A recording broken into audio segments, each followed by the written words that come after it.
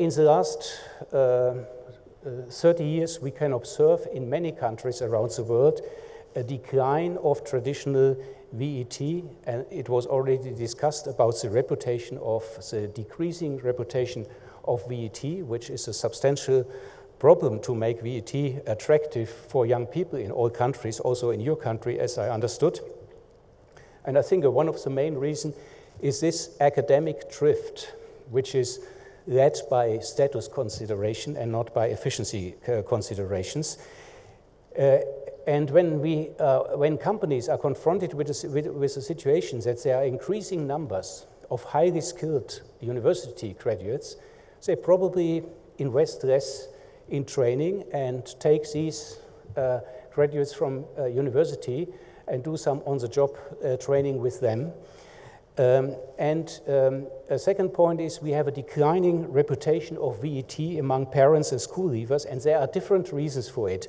We cannot generalize reasons for all countries. In some countries, we have to admit that VET has a low quality. So it's not the academic drift, it's the low quality of VET. And also there may be the risk of low pay. If you end up in a low-paid job, you better go to university. I would recommend this to everybody. And also, suddenly, if you have more academics going into the work organization, suddenly traditional careers from the shop floor to the management level are blocked because the academics are taking these leading positions. Also the school system is organized in a way that there's early tracking and you have no possibility to continue to study. These are some reasons, and the reasons for the decline are not of VET and for the declining reputation are not the same in all countries.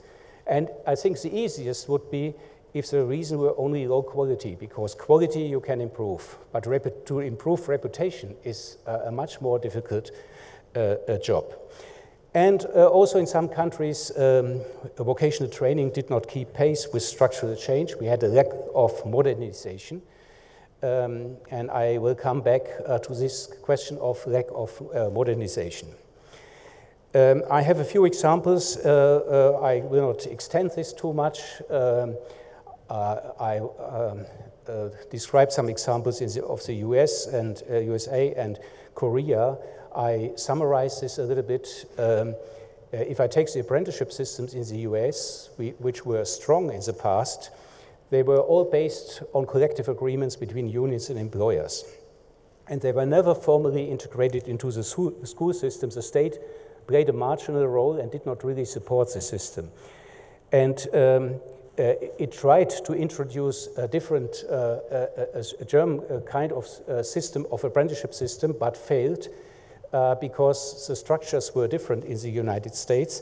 And the craft unions in the USA were locked into fights on demarcation, so that suddenly the employers were not supporting the system anymore because they regarded vocational training as barriers to flexible work organization. And the number of apprentices fell with the decline of unions, and suddenly the US is confronted with a substantial skill shortages. My story continues on the US and on South Korea with the failures of school-based vocational training, because now the ambitions of parents and also of companies to get good people changed the labor market completely. With a vocational certificate from high school, you rarely have a good chance on the American labor market. So young people go to community college or to college and then to university. And what happens is that with the subsequent studies through the school system, there is a de-emphasis on vocational training in this school system, and there's more emphasis on general education, so that young people are not really prepared for the labor market. And finally, vocational training is moving up in the system. And I was recently at Cornell University in a very nice hotel, excellent food, and I learned that the cook there did a bachelor degree. And a bachelor degree, and cooking is a traditional vocational training. In my country, it's not done at a university. There is now the tendency bachelor for all. And I would like to give you another example. This is my country, which is a successful country of a modernized vocational training system, also comparable to Switzerland and partly to Austria and Denmark. And as you know, this system is based on the involvement of companies. The young people need to get an apprenticeship contract with a company. They are applying for an apprenticeship. And we call it dual system because learning places are school and the company. And I call it modern duality because this modern duality means more theoretical learning. In the past, young people went 1 day to a vocational school, and nowadays they go 2 days to a vocational school. So there's more emphasis on theoretical learning because the demands in the curricula changed. The social partners are responsible for developing the curricula, the occupational profiles, the examination procedures. And this is very important because if the social partners are doing that, then they think this is our occupation. And if, for example, the banks are sending their delegates in a committee developing the curricula for a bank clerk, then the banks say, well, this is our occupation. We developed this occupation, so we give the young people a chance and we train in this occupation. We have around 360 standardized national occupational profiles, which cannot be split up in modules like in the UK. And this is very important because modules do not have labor market currency. They have no value. If you stop the training after half a year and show what you have done, this has not any value in our labor market, but the certificate after 3 years is like a bachelor degree at a lower level and has a value because companies understand this, and they understand that you are able to do certain jobs and autonomously. I'll come back to this. The training is usually 2 to 3.5 years, mostly 3 years and more. And what is very important, on top of all these 360 occupations, we have a so-called promotional training. You can do this if you have a certain practical experience. You can become a master, a technician, or in all the service occupations, a business administrator, which is a 2-year additional training and qualifies you for the middle management. And this has an enormous impact because middle managers often come from the shop floor. They are knowing what's going on. If you fly in academics from the top and have unskilled people below, there's always a problem of communication between these different levels. And this was a big fight, by the way, to come back. These masters and technicians were put on level 6, equal to the bachelors in the German qualification framework, and only Austria, Switzerland, Flanders in Europe put vocational training on level 6 and 7, while all the other countries only put academic skills on the level 6 and 7 and 8. The modernization. I heard today quite often, skills have to be adapted to the demands of the labor market. I have my doubts if this is a good formulation, or if you replace it by skills have to be adapted to the needs of the employers.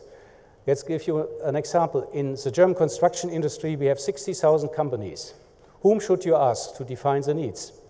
Should you ask a company which is only competing on the price level with outdated technology? They would ask you, oh, I need cheap labor, or should you ask a modern company relying on modern technology, doing and competing on quality? You get completely different answers. It's not so easy to develop occupational profiles, and the answers of the company are depending on the business strategy, their technology, etc.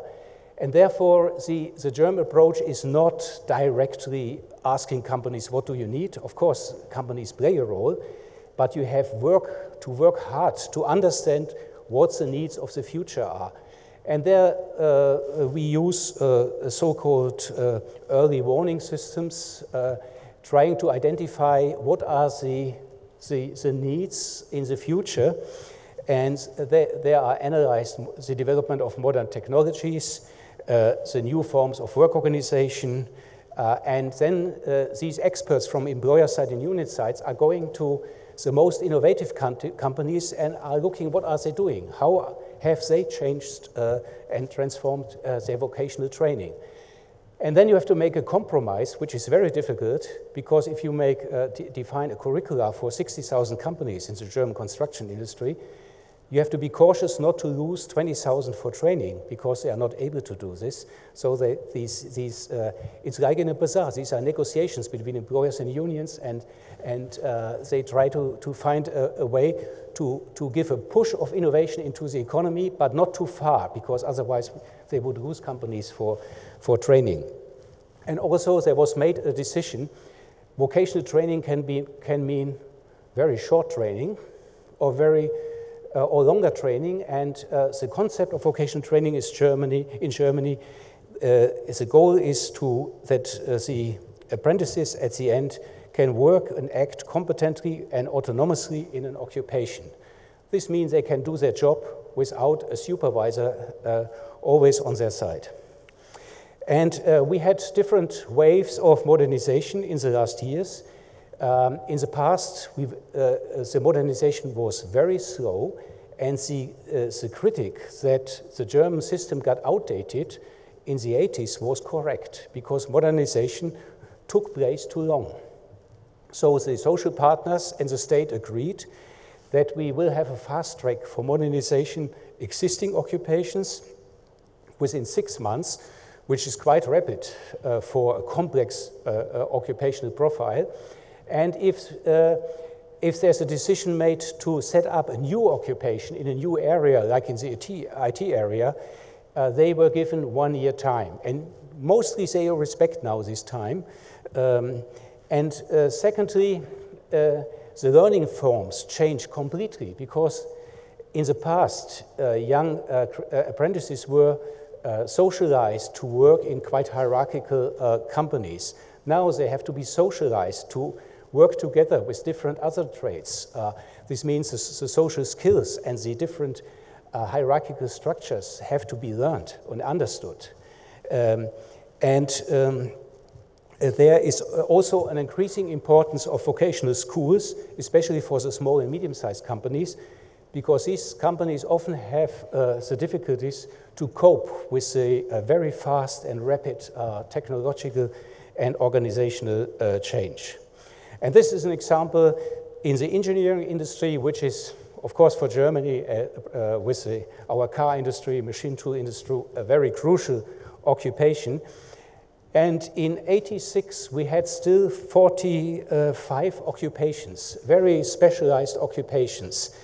We reduced these in '87 to 16 occupations with a joint basic training. And in 2004, it was further reduced to 5 very broad general occupations with an overlap of 50%. So these, if you have an overlap of 50% of 5 occupations, this means you can easily switch from one occupation to another, and also these people understand what all the other trades are doing, because they learn together with them. And another point is the learning forms. Now the learning takes place. In the past, the learning took place very much in classroom orientation, and there was a further development towards more complex products.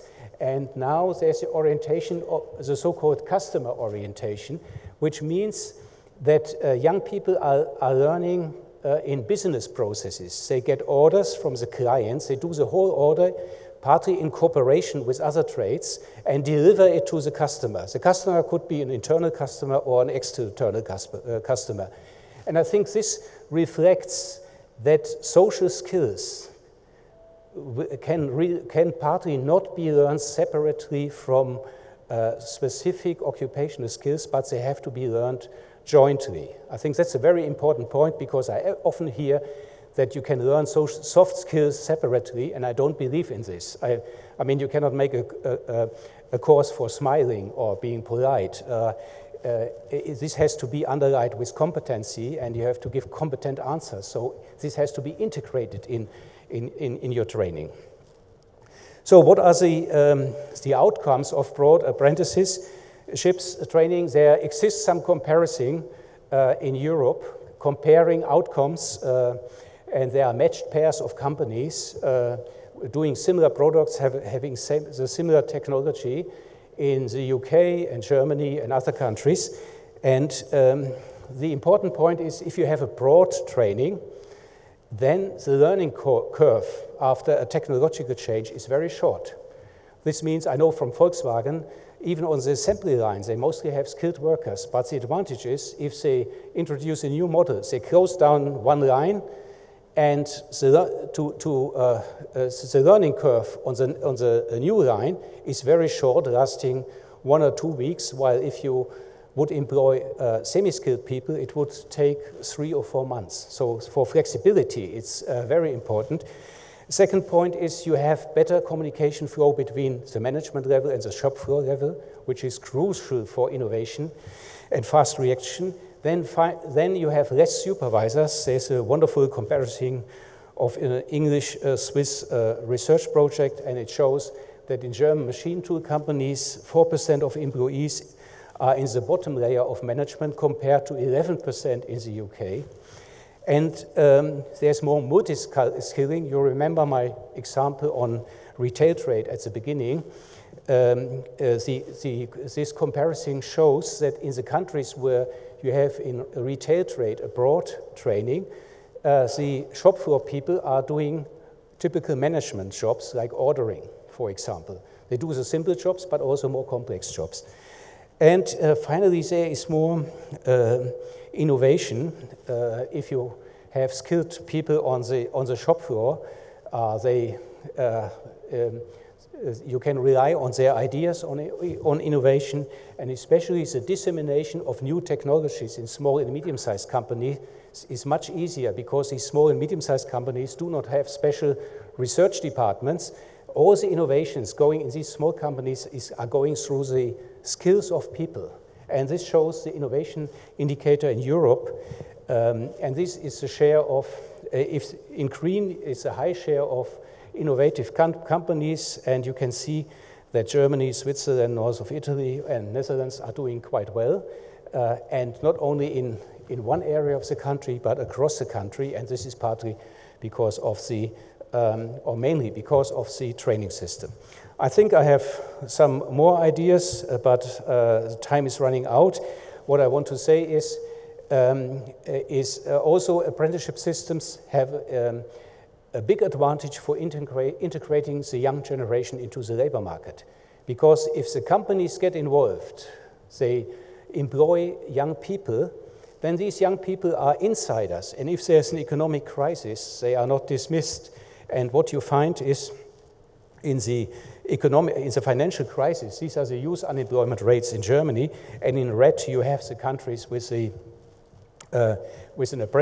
strong apprenticeship systems, and you can see the increase of unemployment in the financial crisis was far below the average, while in countries with poorly school-based systems, all the burden of the crisis was laid on the shoulders of young people, especially in Greece, in Spain, and some Eastern European countries. I will conclude with this, and my conclusion is we have now a new meaning of, more complex meaning of VET. There's less early tracking. The educational systems are opened up for more subsequent studies, and we have an increasing share of VET also moving up to the tertiary level. We still have a high diversity. This means political actors are really crucial in making decisions. And we have a strong impact of VET on the work organization. So the question is also for you, what kind of work organization you want. If you have a more egalitarian one, you have a higher efficiency. The transplantation of apprenticeship system is not easy. There are many experiences of failed transplantation, and the reasons are, in some countries, it failed to repair the low reputation of VET. In many countries, there's no tradition that companies really take responsibility and invest in training.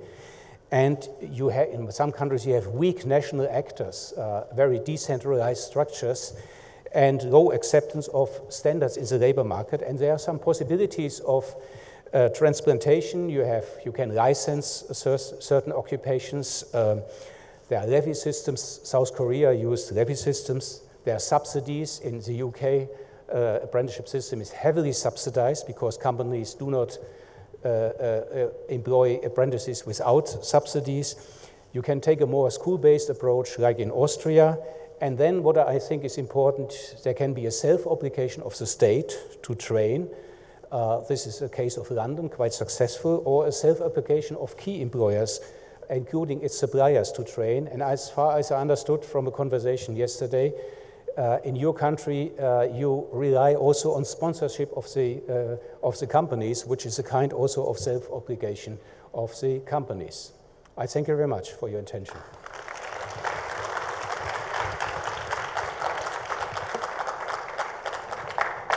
Thank you, Professor Bosch, for sharing your valuable thoughts on this subject. It's now my pleasure to invite Professor Ursula Reynolds, Head of the Comparative Education System Research Division, Swiss Federal Institute of Technology, ETH Zurich, to the stage to present the key factors of TVET system in Switzerland, how to establish strong linkage between industry and education.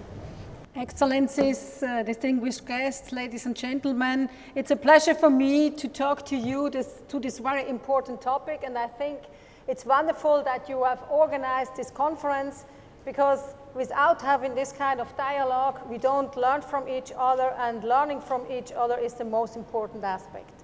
So I will quickly try to go through. Now, just the motivation, why I'm so engaged since more than 30 years. I'm working in the field of vocational professional education, and the main motivation, of course, is youth unemployment all over the world. A lot of countries, especially also the emerging countries, they are facing this problem. As we saw it from the slide Gerhard Bosch showed you, there are some countries, especially in Europe, which are focusing on that was too quick, sorry. Doesn't go back. No. How can I get back?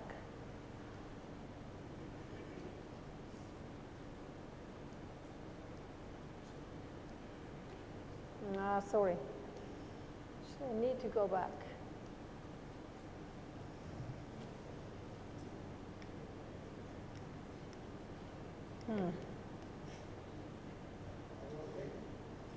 No, I should go back. Yeah, start again, exactly. So now, motivation, exactly. You see some countries on the right side, like Spain, have the highest youth employment rate. Switzerland normally is called as the country with the lowest youth unemployment rate, and therefore a lot of countries ask, why is it like that in your country? So, but my thesis is it's not only about youth unemployment rate. If you would like to know what is the situation of young people in your labor market, it's much more than youth unemployment rate. We created a so-called Youth Labor Market Outcome Index, where you can have a look at our homepage. You can do your own comparison among 4 countries, and it's about 12 indicators that describes the situation of young people in the labor market. You see on the right side we have three indicators that say something about the activity status. It's not only about youth unemployment rate. We have a relaxed youth unemployment rate, but the need rate, for example, not in employment and education and training, is also very important. But every education system should explain if you deliver the volume that the labor market is needed qualitatively and quantitatively. Therefore, what you need is also a kind of indicators that explains the working condition and which condition are people working.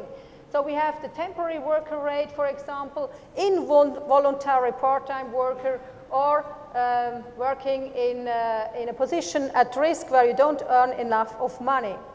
That's the working condition. On the other hand, we have education. In the age of 15 to 24 years, hopefully a lot are staying in the education. So we have to be careful when we make an interpretation about the youth unemployment rate, how much people are in education. And then one of the important aspects is the transition from education to employment. How much time does it take until you find really a job which fits your education? Long-term unemployment rate says a little bit about that, or the relative unemployment rate between youngsters and adults.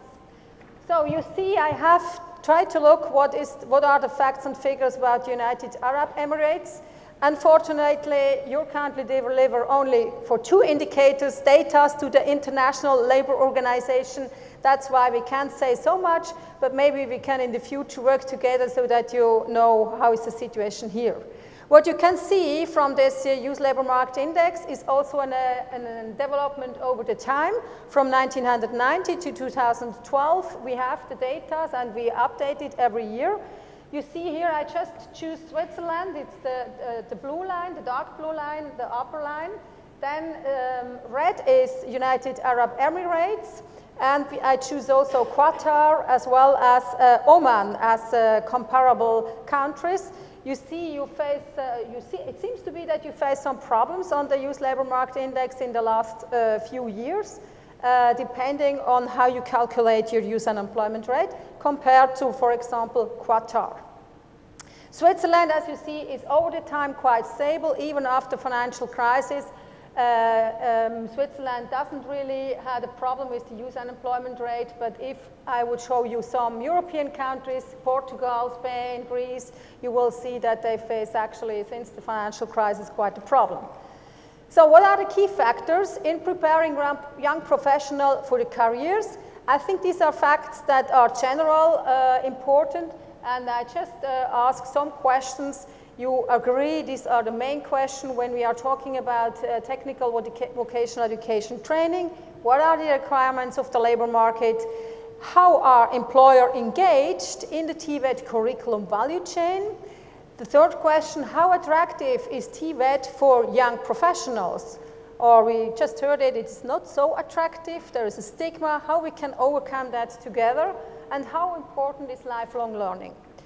So Switzerland is analyzing the job market constantly. We have University of Zurich, they are analyzing the job advertisements since 1950. What you see here are, the red line is very important, soft skills is getting more and more important. I think you mentioned it in your company. People like that, they have some behavior which are very useful compared maybe to some other people. So the job market says we need much more of those kind of skills. Then what you also see is the dark blue line is apprenticeship. Vocational education training in Switzerland is one of the most important educational fields. And I will show you later on what companies have as employees. But, and this is shown also by Mr. Bosch, there is a constantly shift in upskilling people. More tertiary education is asking, that's the dark black line.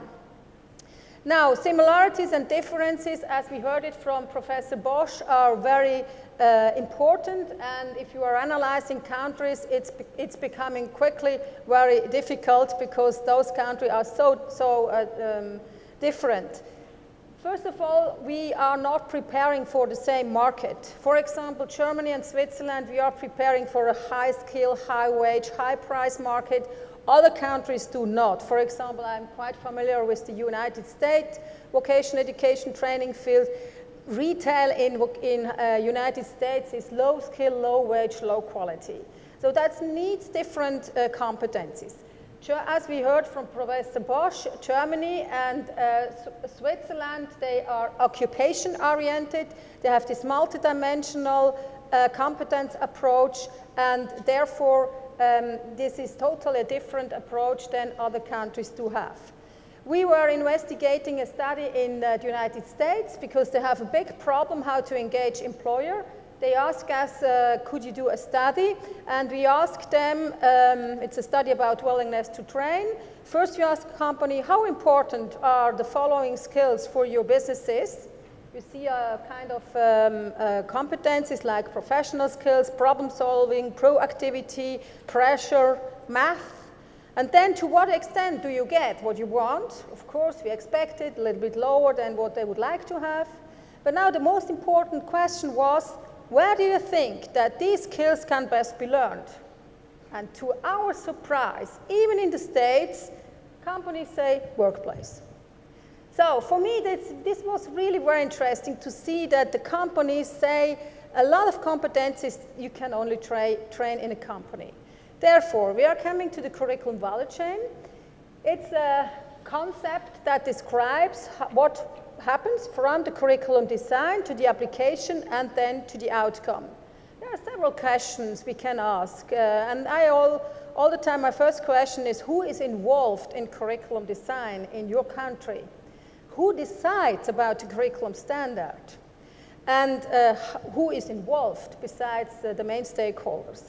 That's crucial, because if you don't involve employers or professional association from the beginning, it won't be really linked to the labor market.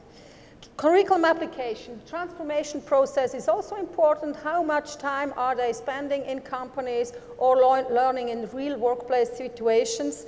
Here, I think we should start to discuss about education beyond school. And this is another topic, because we need to know what is the potential of companies to be involved in real training activities. And the outcome, I show you the Youth Labor Market Outcome Index. There are more indicators we can compare. Of course, concepts are different, so are the credentials. If you have a national recognized diploma, that's very valuable. I mean, Professor Bosch says modules, the small proportion of education curriculum outcome standards is not really measurable on a labor market. So you need national recognized diploma, recognized by professional association of the labor market. And for the attractiveness of vocational education and training for youngsters, it's very important that they know how transferable are those credentials to the next step of further education. So now the concept of education for me is really the core topic. And I really appreciate the speech of Mr. Bosch, because he says vocational education training is not only about skills. There are a lot general education, academic skills inside. And it's a little bit like Swiss curriculum are constructed. We have education time from 2 years to 4 years, up to 4 years, depending on how much training they need.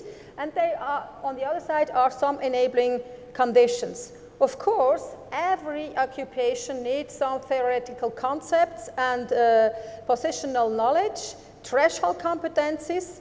Then it starts with this kind of knowing that contributes to professional judgment, discretion. Then after knowing that, you have to knowing how to apply something to different contexts and so on. And last but not least, for me, really very important, and that is really only learnable in an environment where you have this kind of unexpected and unfamiliar circumstances over time. You need to know how to fix a cabinet in a kitchen if you are a carpenter or something else, and that 100 times, because only after 100 times you know how it works, and you have your own skills. So expertise, being creative to fix problems, needs time, and that is what sometimes is underestimated in some countries. Key factor in preparing young people, for me, it's absolutely crucial that you combine these academic skills with the professional skills, with this kind of integrated curriculum approach, as well as, of course, social competencies. They should be in line with the labor market, but I agree with Mr. Bosch. It's very difficult if you have a very big country to find out what is really the need of the labor market.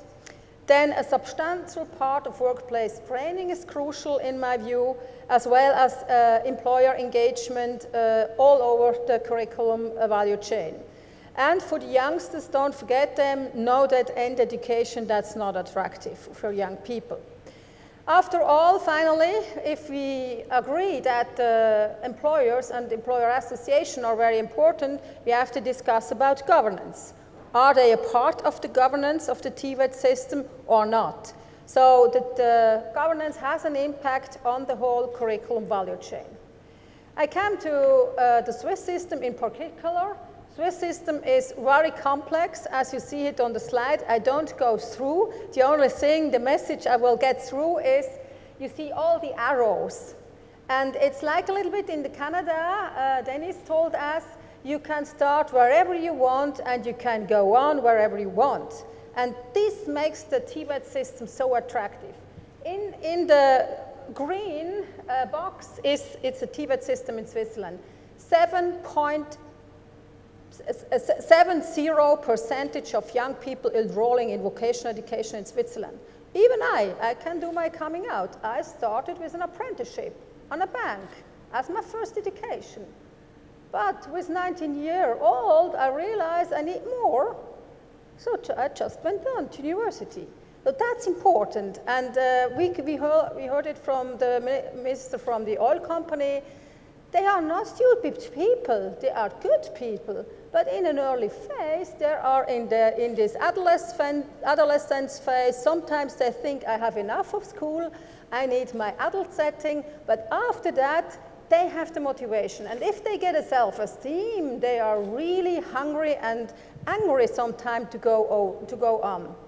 So this is the governance of the Swiss vocational education system. You see partnership between professional association, cantons, which is kind of Emirates in your states, the confederation. They worked closely together. Governance is really all partners work together. And the confederation is the regulatory authority. They accept finally the framework, quality standards, and so on, funding. We have a training institute, the TVET, Swiss Federal Institute for Vocational Education Training. They are basically responsible for the teacher training.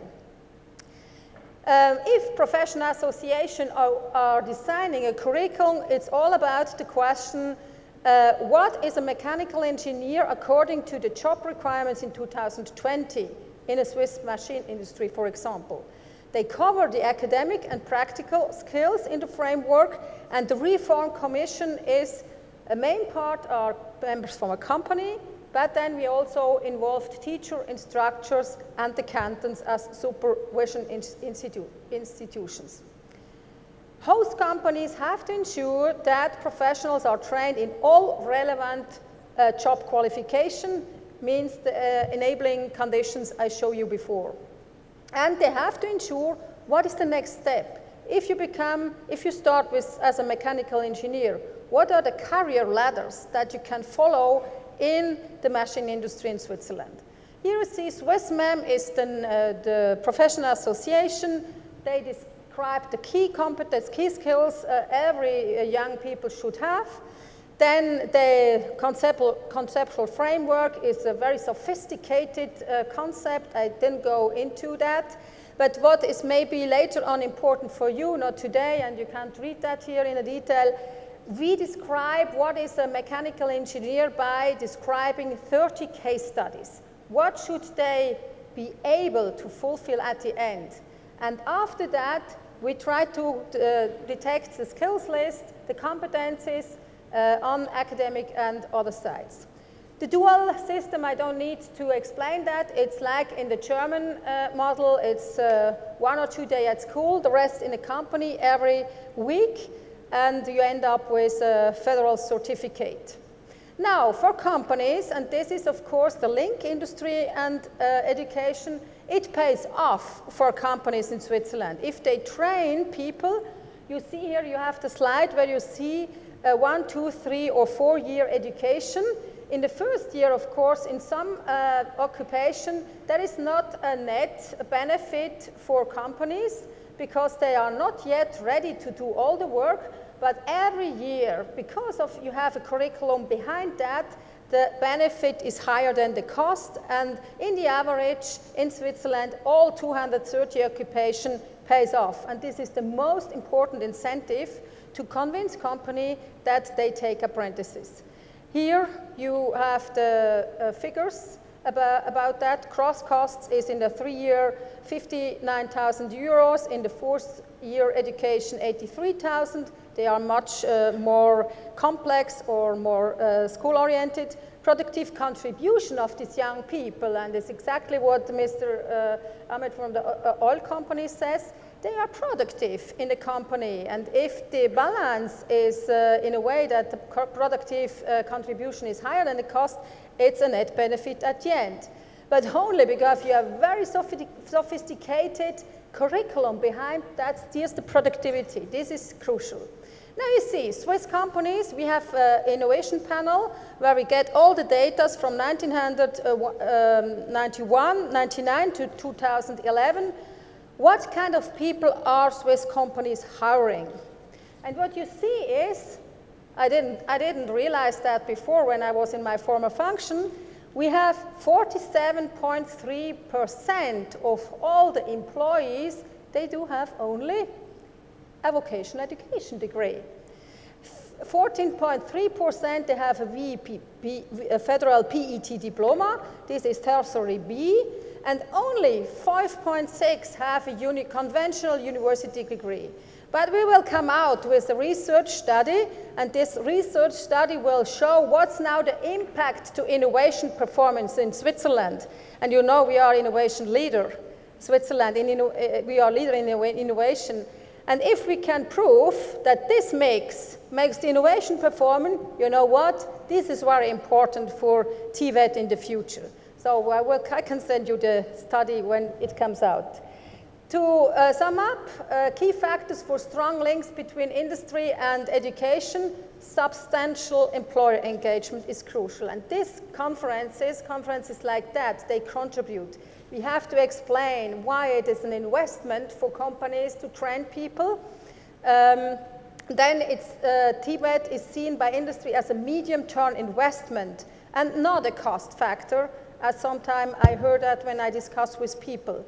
TVET should pay off for company, that would be the best incentive.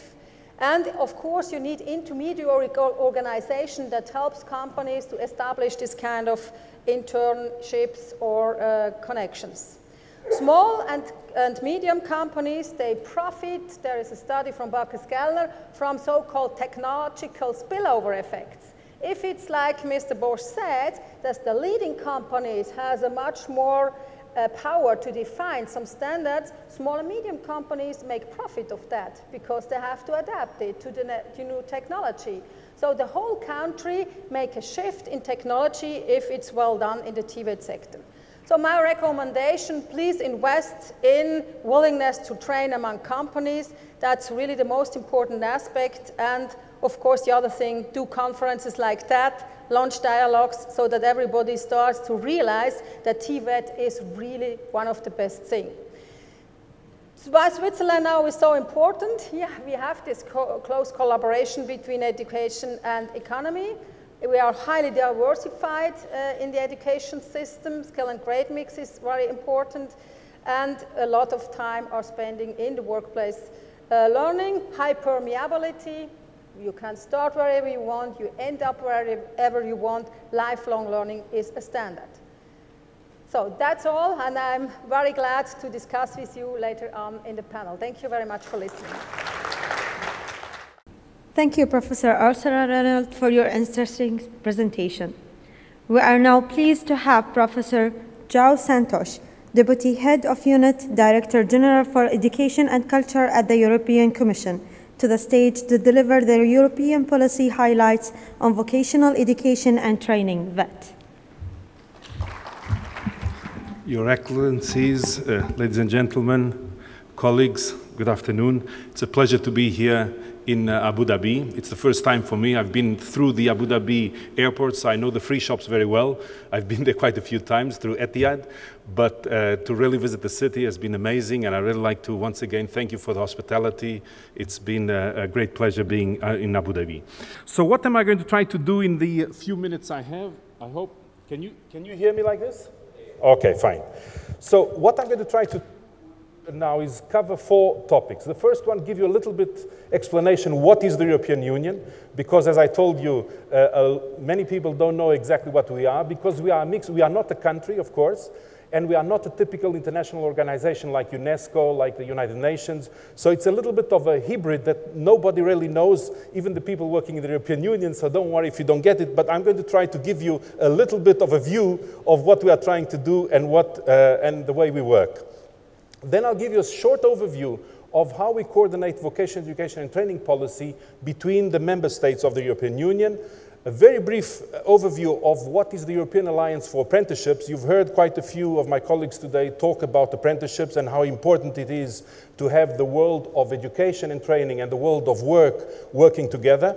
And then finally, I'm just going to give you a short example on how we at the European level are financing reforms in vocational education and training in Europe. So as I said, education is mainly a member state task.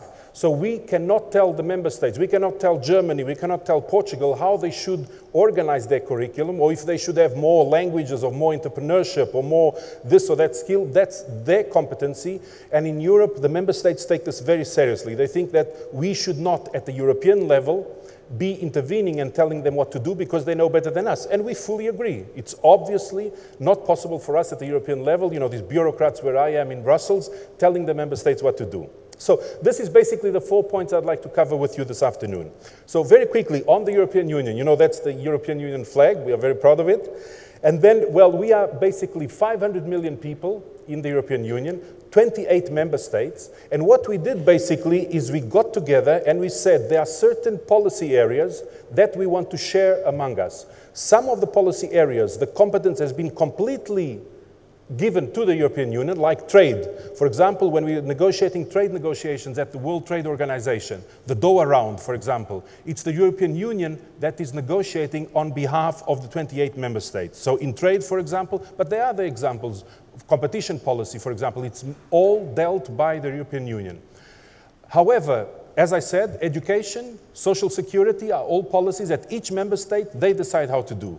In education, what we have is there's a specific article in the treaty that says education, the role of the European Union is to coordinate and help member states share good practices so that from one country we can share good practice with the others. For example, Germany has a very sophisticated vocational education and training system. So what we do is we bring the member states together. We see those where things are working well. We try to share experience with the others. So basically, that is a kind of work we are doing. So as I said, we are 28 countries. I'm not going to got them in the screen, 500 million people.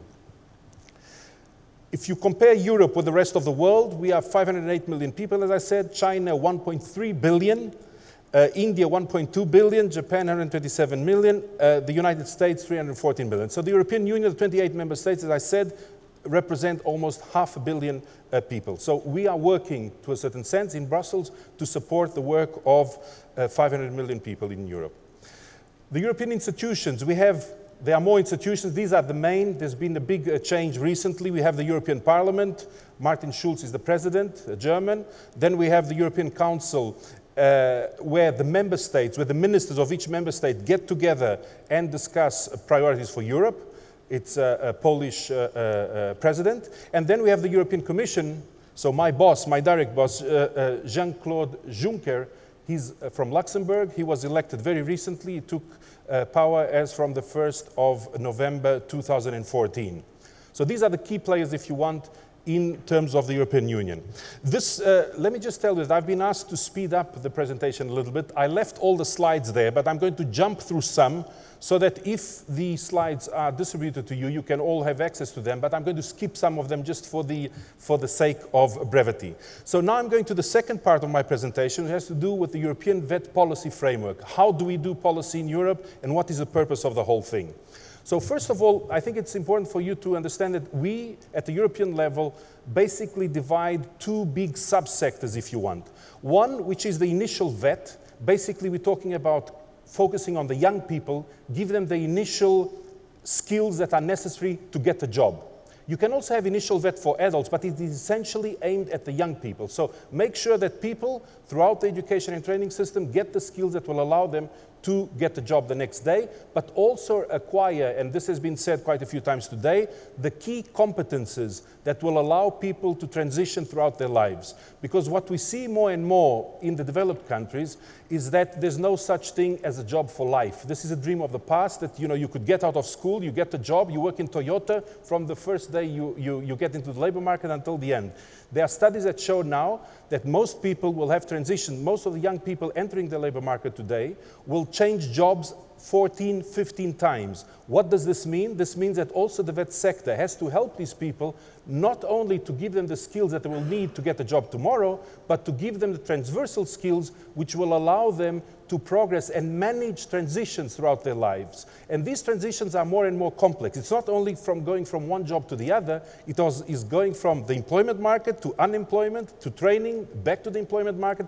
It's all these transitions. So if you teach someone only to be a good electrician, or if you teach someone to be a good motor mechanic, maybe you're doing something good for him to get a job tomorrow, but maybe it's very bad if you only give that, if you don't teach him communication skills, if you don't teach him entrepreneur skills, if you don't teach him languages, for example, or learning to learn. What will happen is that probably they get a job tomorrow, but in 3 years when the company goes bankrupt, they don't know what to do because they were trained to be a good motor mechanic, but maybe the motor mechanic industry doesn't need so many people. So it is very important that the VET system doesn't lose the sight.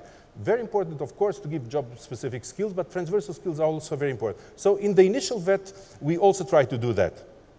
Let me just say that initial VET in Europe is quite different to the United States. In the United States, for example, it's mainly at community college level. So we're talking about tertiary education already.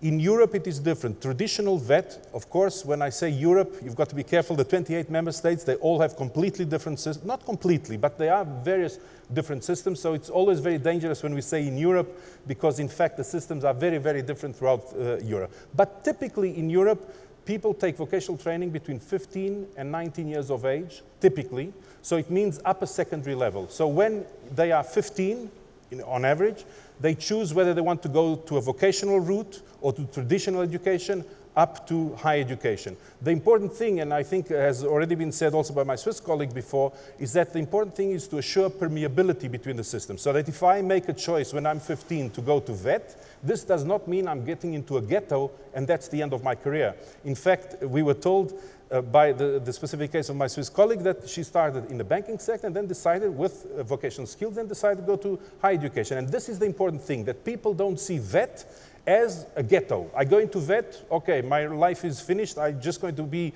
I'll have a good diploma and nothing else. This permeability concept, I think, is one of the best ways to assure the attractiveness of VET. Now, the other part that I was saying, continuous VET, here basically what we mean is that no industry is static. There's always new machinery coming up, there's innovation, there's new technologies coming up, and it is very important also for the adult population that we think of what VET can do for them to make sure that companies continue to be productive, innovative. So you cannot just acquire skills today and think for the next 40 years of my career, I won't have to learn. And VET also has a very important role here.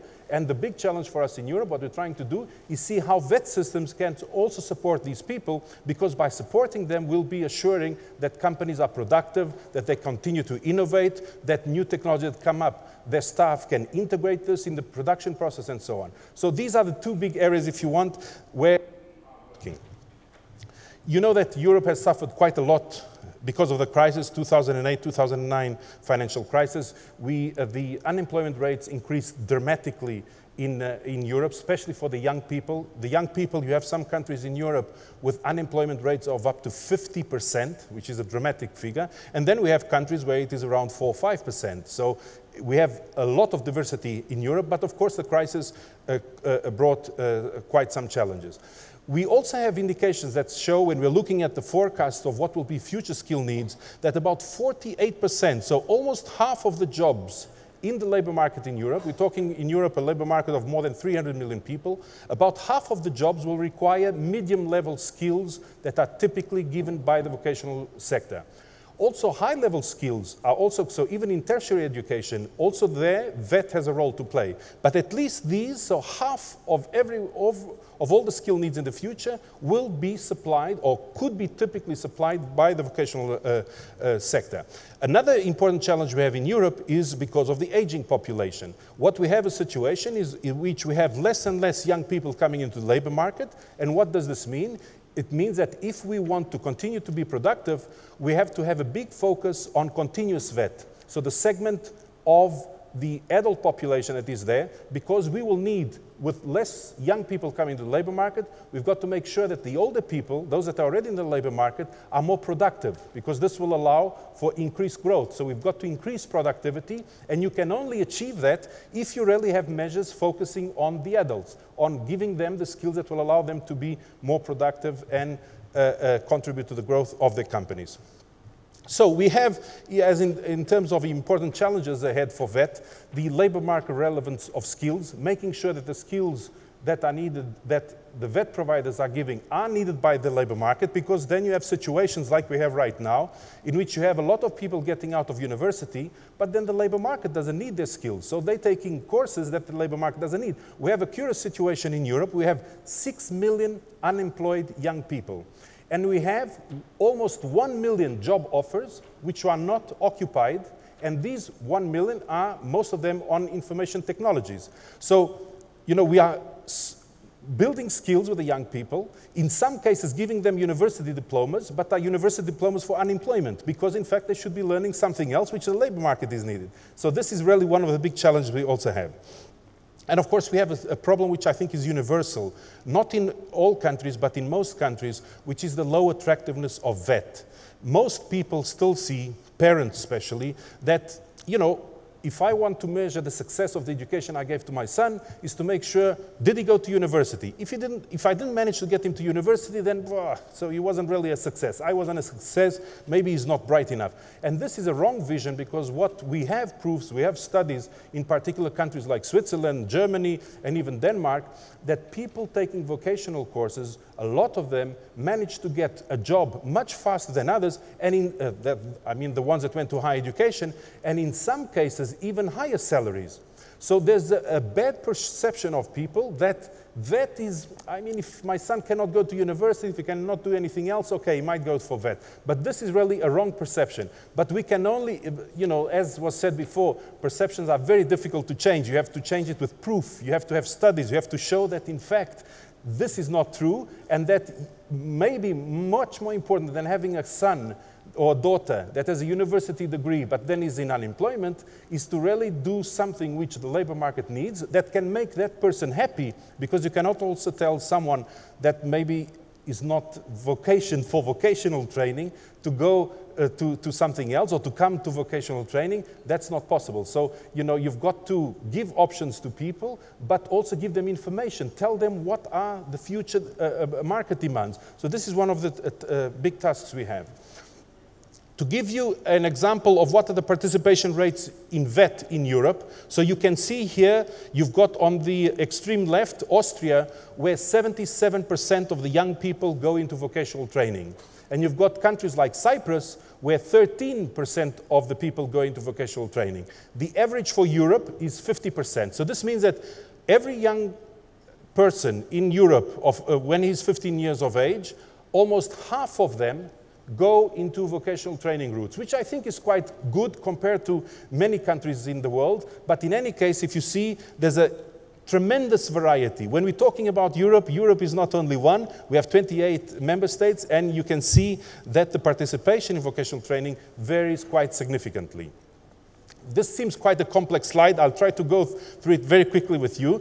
Basically, what it says is, what it tries to summarize is how we do vocational training in Europe. We have a process which we call the Copenhagen process, where we bring all the member states together, we discuss the challenges, and among us, we define what will be the big objectives, the big targets on which we're going to work together in the next 5 years. I can tell you that right now we are doing that, together with all the member states, also the countries of the European Economic Area, like Switzerland, Norway, they also participate in this process, as well as the candidate countries to the European Union. So we're talking about Montenegro, Serbia, Albania, these countries that have asked to be part of the European Union. We work together and we try to identify common challenges. In a few minutes, I'll tell you what are the challenges that we've identified for the next 5 years.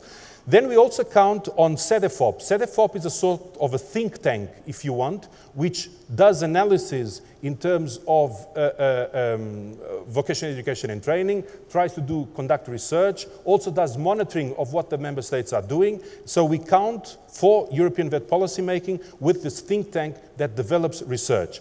We also count on the ETF, which is the European Training Foundation, which is basically our arm for a cooperation with other countries outside the European Union on human capital development. And I'll give you some examples of what we are doing with the ETF in a few minutes. We have coordinating bodies at the European level. One is called the Directors General for Vocational Training, which basically Directors General responsible for vocational training from each member state come together, where we discuss on what we should work, how to have peer learning activities, how to show countries what best is being done in the others, so we share this kind of experience. The other one is the Advisory Committee for Vocational Training, where we not only have the member states, but we also have one representative from each country, from the employers and from the trade unions. So basically what we try is to have a large forum where not only government representatives are discussing, but also the social partners, including the VET providers, where we all come together and we discuss what are the big challenges, and each one can bring their own perspective. So employers come with their own perspective, government representatives as well as trade union representatives. So it's a sort of a large mess, if you want, where we are all together trying to, I said mess, not mess, so where we try to come together and discuss these big challenges. So, and then we have still Europe Aid, which is a DG in Europe. You might know, for those that are not very familiar, Europe is the biggest financer of foreign aid in the world. So people usually think it's the US. US aid also has quite significant aid, but Europe Aid is in fact the biggest. We have something like 12 billion euros every year that the European member states give for foreign aid. And foreign aid, I'm talking about human resource development, I'm talking about, you know, electrifying a city in Mozambique, or you know, giving food to some countries when they have crisis. I'm talking about aid in general. Europe is the bigger provider of aid in the world. Now, what are the VET priorities? I told you that we are now working with the member states to identify the 5 big priorities for us to work on together. So this doesn't mean that each member state might have other priorities which are relevant for them. This is the common, these 5 are the common priorities we found. The first one we're going to work on in the next 5 years is give importance to work-based learning and apprenticeships. And this has all to do with making sure that the world of education and training is linked with the world of work. That these two parties, I'm not saying that everything should be, the demand should only come from the workers' organizations, because as I told you, and Professor Bosch said before, it is not possible to have 60,000 construction sector companies all coming up with their own thing. So there has to be some also political vision and understanding of what is going on in the market, and this dialogue has to go to the 2 ways. So the education sector to the employers, and the employers to the education sector, come up with curriculum, and this kind of work is one of the big things we are going to work on in the next 5 years. So work-based learning, making sure that students not only are in schools, but also have practical experience and learn on the workplace. The second one is on quality. And quality here, I'm talking in a very global terms. So not only in terms of quality of defining the courses, defining the curriculum, but also of seeing what happens to those students. Where does a graduate from vocational training, where is he working after 6 months? Is he working in a job which is related to his course? Were the things that he learned really relevant for the kind of job he's going to do in the future? So it's this kind of feedback and also understanding what are the future skill needs that will be out there so that the vocational training systems can adapt. The third one is on continuous VET. I'm not going to talk much about this, but it has to do with what I told you. We have aging population in Europe, making sure that we can arrive to those people, the adult population, which needs to upgrade and upskill their skills, and making sure that we have systems capable of going to those people, of providing guidance for those people in order to know how they should develop their skills throughout their lives. The fourth one I already touched upon before, which are key competences. So not only look at key competences or transversal skills, you can call them whatever they want, there's some overlap there. So basically it's making sure that the VET system is not only concerned of providing someone with the good techniques to know how electricity works, but also those transversal skills that will allow them to manage transitions throughout their lives. And the fifth element, which is extremely important, quite sometimes are neglected when we're talking about policy making, is the teachers and trainers.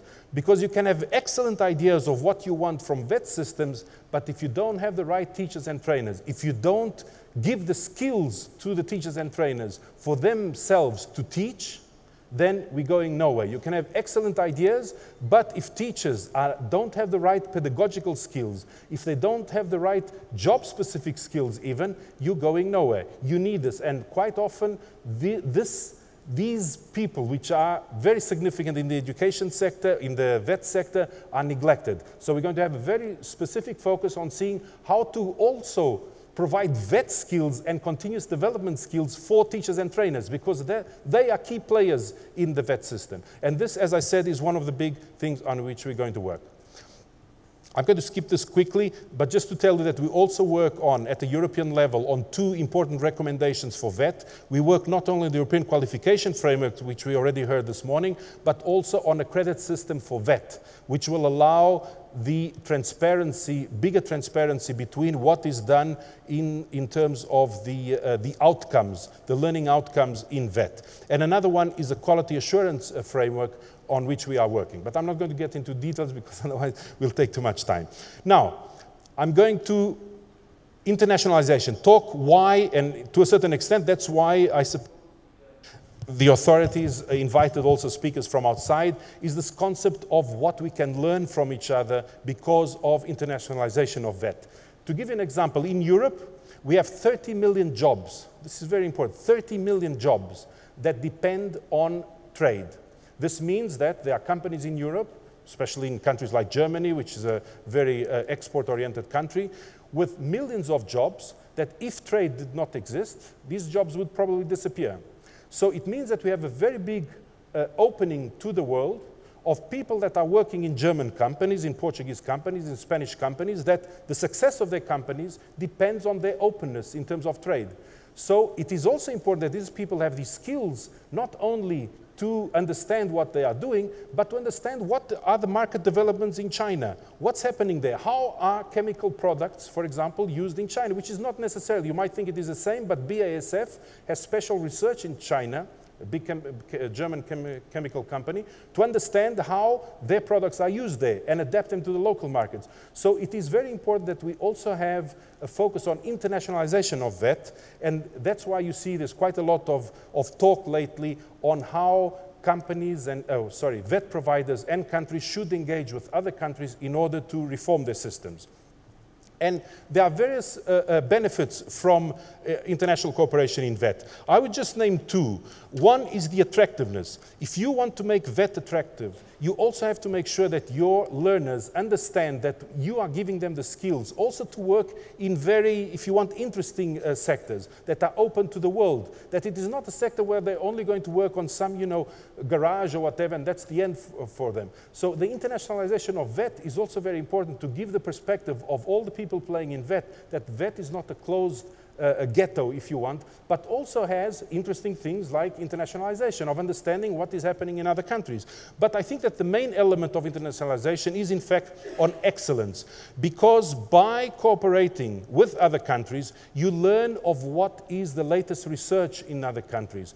I told you that we have CEDEFOP, but the Koreans also have research institutes. The Swiss have research institutes on VET. There are many outside, and if we can engage with each other, we can share the latest evidence. This will help us in evidence-based policy making. It will make our decisions in terms of what should be policies for VET more informed, so we can better deliver and better reform our systems. And also by having mobility, for example, mobility is very important. If I have one student that takes part of his course, and I heard yesterday from the director of ACTVET that you have some courses which in fact some students go to Korea for part of their training. This is excellent because it opens the system. It allows these people not only to see, well, first of all, have a life experience outside your own country, which already opens their minds, learn from other systems, and sometimes come back, improve your systems with what they learned outside. And you can say the same thing about teachers.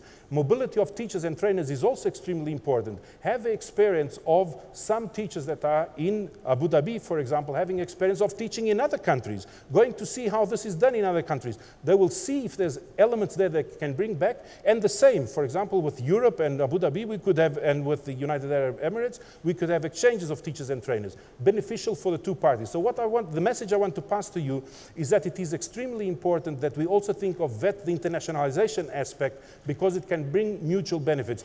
Being open to what happens in other countries is always beneficial. Sometimes we think, no, there's nothing we can learn. Other times there might be something that we can bring back to our systems and reform. So internationalization is extremely important for reforms. This slide, there seems to be some problem, but just to tell you, the European Training Foundation, one of the agencies I told you we count on, is helping us in human resource development and in reforming VET systems in countries outside Europe. We have the Southern and Eastern Mediterranean with whom we have important projects going on in helping them also because these countries are source of a lot of the labor market or the labor needs that we will have in the future. So there's a lot of migration of these countries all around Europe, and therefore the better we help them develop VET systems, the more qualified these people will be and the more they will help us in increasing productivity if they decide to migrate into Europe. So we have this important component of the ETF. We also have, I told you, the Europe Aid, which is financing reforms all over the world, but this is seen from an aid perspective. So not so much of these people coming to work in Europe, but to help them develop their training system. So we have programs all over the world. I just gave you a small example over here, specifically on VET. We provided aid of almost €500 million, so almost 500 million euros to 24 countries in the last few years. Now, very quickly on the European Alliance for Apprenticeship, I told you that apprenticeships is one of the forms of making sure that the labor market needs are met by the VET system. It helps in a smooth transition from education to work, because if you've got a student that does part of his training in a school and part of his training in a company, this will make the transition from school to work much easier. It also supports lowering youth unemployment because, of course, if people already have the skills that are needed by the labor market, if they do part of their training already with a contract with a company, the likelihood of this person being then getting a job immediately in a company is much higher. To give you an example, remember I showed you a first slide showing how there was a big differences in Europe of countries having vocational education and training systems. This one is a little bit different. This graph shows you of the countries that have vocational education and training system, what percentage is done in terms of apprenticeships, so work-based learning, and what are just school-based learning. And even here you can see gigantic differences. In Denmark, for example, almost 97% of all vocational training is done in this sort of dual system, in which you have a part in a company and a part in school. Then you have countries like Belgium, where only 4% of the vocational education and training has a work-based learning component. So you can see there's very big differences. One of the big issues on which we want to work is on apprenticeships, exactly to make sure that we increase these countries that have lower work-based learning component. This is a graph that, in fact, my colleague from Switzerland had already showed, well, similar, but basically it shows that there's a direct correlation between the youth unemployment rate and work-based learning. So we see in countries in Europe that the higher the youth unemployment, the lower the use of work-based learning. We've got to be careful with these figures because you would be tempted to say, okay, so the problem of youth unemployment can be solved by simply increasing apprenticeships. It's not that easy, unfortunately, because this shows, in fact, the underlying problem which is there is that maybe countries that don't have sophisticated work-based learning or apprenticeship systems, it's because there are some other fundamental problems, and it's not only by increasing apprenticeships that you will lower youth unemployment. But what we see is that there's direct correlation. So the more work-based learning you have in VET, the lower are the unemployment rates of youth. What I'm saying is take this with caution because one thing doesn't necessarily mean, okay, we increase work-based learning and we don't have any more unemployment. It has to do with other underlying things that have to do with the industrial structure, in what sectors countries are working, and that is probably more important, and that's how it explains why you have such high unemployment. Fine, so I will very quickly just tell you what we are doing in terms of financing from a European level. We have two instruments. One is Erasmus, which I suppose you've heard about. And Erasmus, we've got a budget of something like 15 billion euros, and it aims to support up to 4 million people in the next few years to have mobility experiences. We're talking about, I spoke to you before, about experiences of students going to take part of their training in other countries, and as well as teachers and trainers also having experience in other countries. We have, from the European level, then the member states also have more money. We have something like 15 billion euros, which is, let's say, 17, 18 billion US dollars to support people, well, students, teachers and trainers that want mobility experience in other countries. This Erasmus program, as I told you, is not only for VET, these 15 billion, it is for higher education. 43% of the budget goes for higher education, 22% goes for VET, 15% for schools, and 5% for adult education. This is the last slide I have for you, so you just have a few more seconds with me. We also have, besides the Erasmus, we have another fund which is called the European Social Fund. And the European Social Fund has the objective of supporting up to 15 million people every single year, but not only on vocational training. It has to do with training people in general to get them to work, promote social inclusion, improve education and training, and improve the quality of public services. In total, we have for the next 7 years something around 80 billion euros to fund these projects throughout the European member states. So I hope, this brings me to the end, I hope I gave you a general overview of what we are doing in Europe. Well, first of all, what Europe is all about, that we are not a country, we are not an international organization, but we're trying to work with the member states to do something positive in terms of education and training. And then the second thing was on what we are doing in terms of identifying what are the big challenges for VET and working on them together with the member states. And then I ended by showing you that we not only have blah blah about having big objectives, but we also have financial instruments that help countries develop their VET systems. So thank you very much, and once again thank you for the hospitality in the Emirates. Thank you, Professor Santos, for the insightful presentation. Please join me in welcoming Mr. Mika Tomi, the co-rapporteur of the 7th UNESCO Youth Forum and UNESCO Youth Delegate Finland, to speak about how can the youth of today become a solution, not a burden. The importance of giving the speech to me today is not only of having young people to talk. It's about giving an opportunity for young people to present the views. And see, why is this important for now? We've listened to very interesting talks of different systems around the world of how should we educate the youth. And it is important to hear what the youth think themselves, because every policy recommendation, every idea, and a concrete proposal coming out of this conference will have an impact on youth.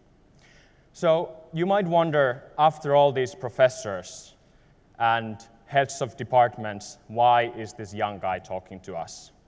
I have two theories.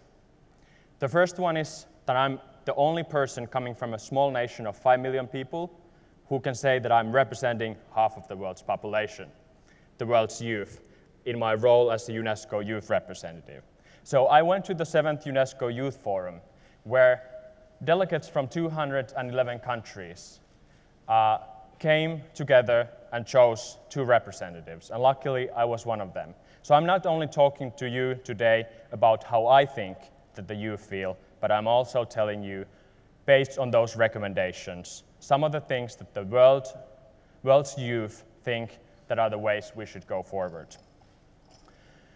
I also work in my current work in the Finnish Ministry of Foreign Affairs as an advisor to the Finnish government and a spokesperson to our Minister for European Affairs and Foreign Trade.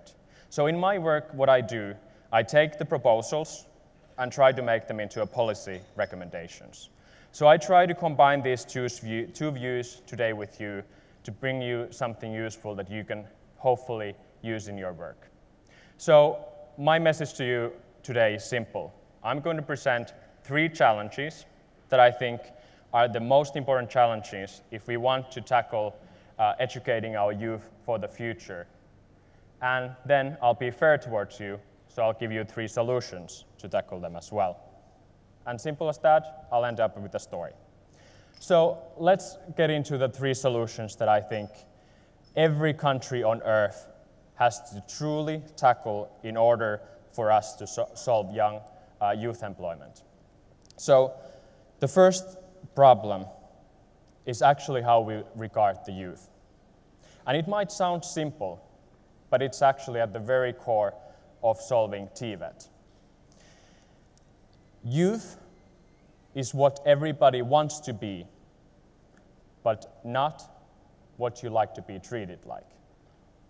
So everybody wants to be like youth, but nobody wants to be treated like the youth. And it means that there are 2 images of young people. There's the one of a marketing specialist trying to sell you something.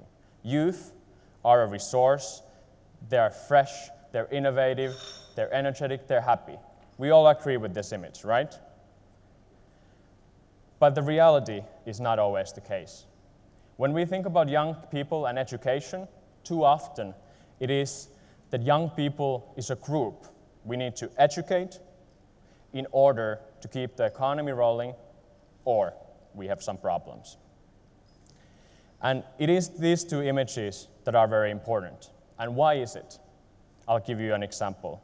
There's a psychological study that says that if you think about being a college professor before taking a test, or if you think about being a football hooligan, it has a tremendous impact on how you score in your test.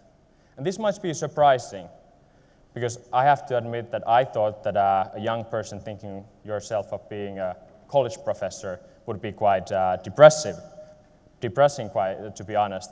But no, it's actually something that gets your scores up high. So what is the importance of this? How young people in TVET regard themselves and in education actually has a big impact on how they perform in the companies. And I think it's in TVET, especially there than anywhere else in other educational sectors, that this perception of the youth matters the most. So let's come to the second challenge. I think all governments must admit that we are not very good in listening to the youth. I think there's a study done in Shanghai where 70% of students in vocational high school told that they feel either neglected or insignificant by the society.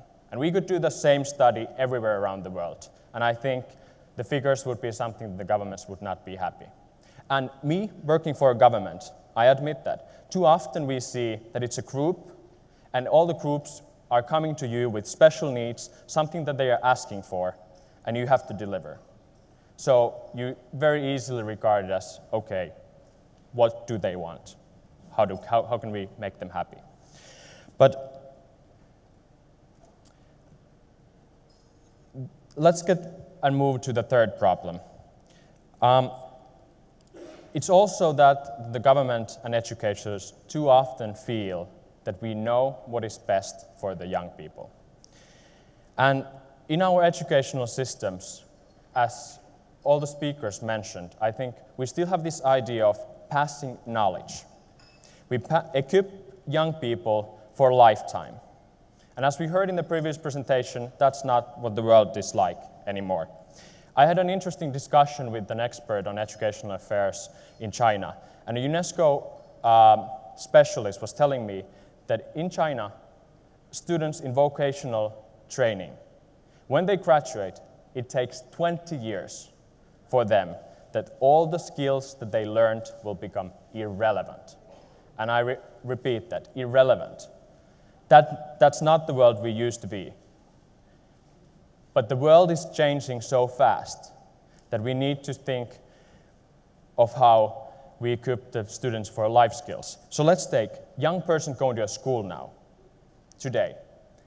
The year they will retire is about 2070. 270.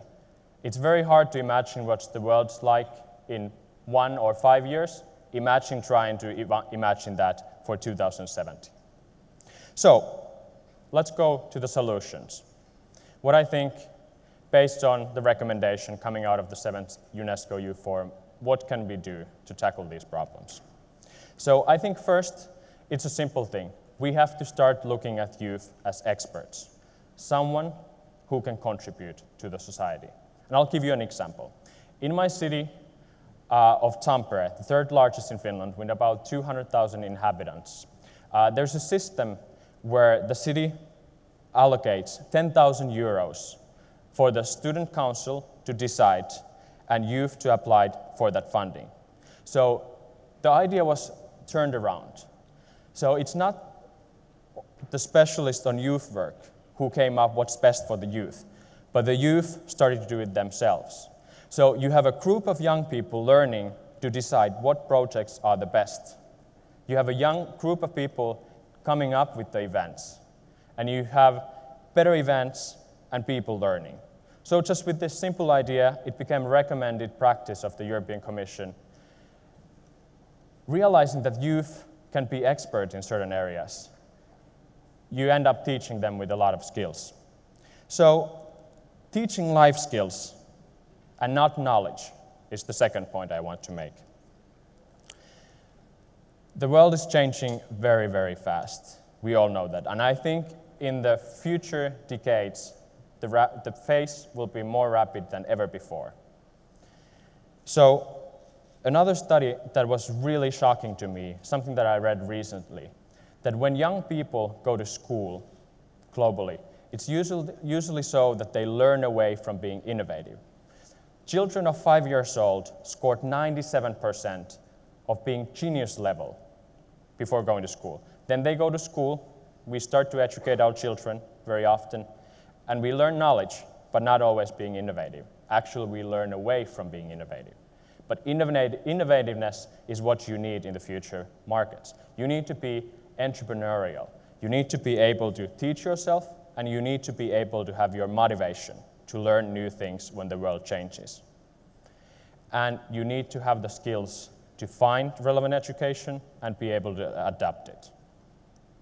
And then I want to finish up with the last one. It's example. And this is where every individual has their own responsibility. We heard about the German dual model, which is very famous, and I think the secret there is the mentorship part. It's surprising how choosing the right field is something that we often put very little emphasis on. If you think about it, young people choosing the right field, if you love what you do, you want to practice it, you become good at it. If you don't, that's not good for anyone. So giving counseling is very important. And that's something I want to urge you to do, because you all in this room are someone that the youth is looking up to. So you are examples. So take the time to go and speak to a school, to a young person wishing to follow your career objectives, because that can be more meaningful than anything else that they might experience. So, in short, it's how we perceive the youth, how we listen to them, and how we treat them that we really have to put an emphasis on. We need to start seeing youth as experts, someone who can contribute, someone who can be part of the solution, not just the problem. We have to teach them life skills, not just passing knowledge. And lastly, let's show by our own example and inspire the young people. So I promise to stop and finish with a story, so I'll do that very quickly. A young boy, a shepherd, goes to see his sheep, and they've all fled away behind the fence. There's a hole in the fence. So he goes away to the mountains and finds the sheep just in time, takes them back, takes care of them, and brings them just in time before they're eaten by a wolf. And when he returns, all his friends are advising, fix the fence, fix the fence. He listens to them patiently and decides not to fix the fence.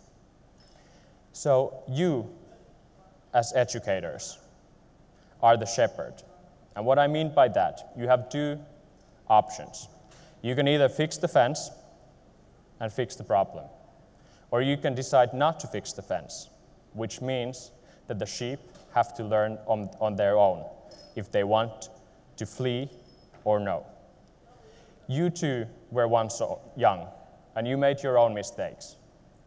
So please, let the young people do their own mistakes, learn by that, and provide the example and the support and the counseling they need. By that way, I think the youth can become the solution, not the burden. Thank you. Shukran.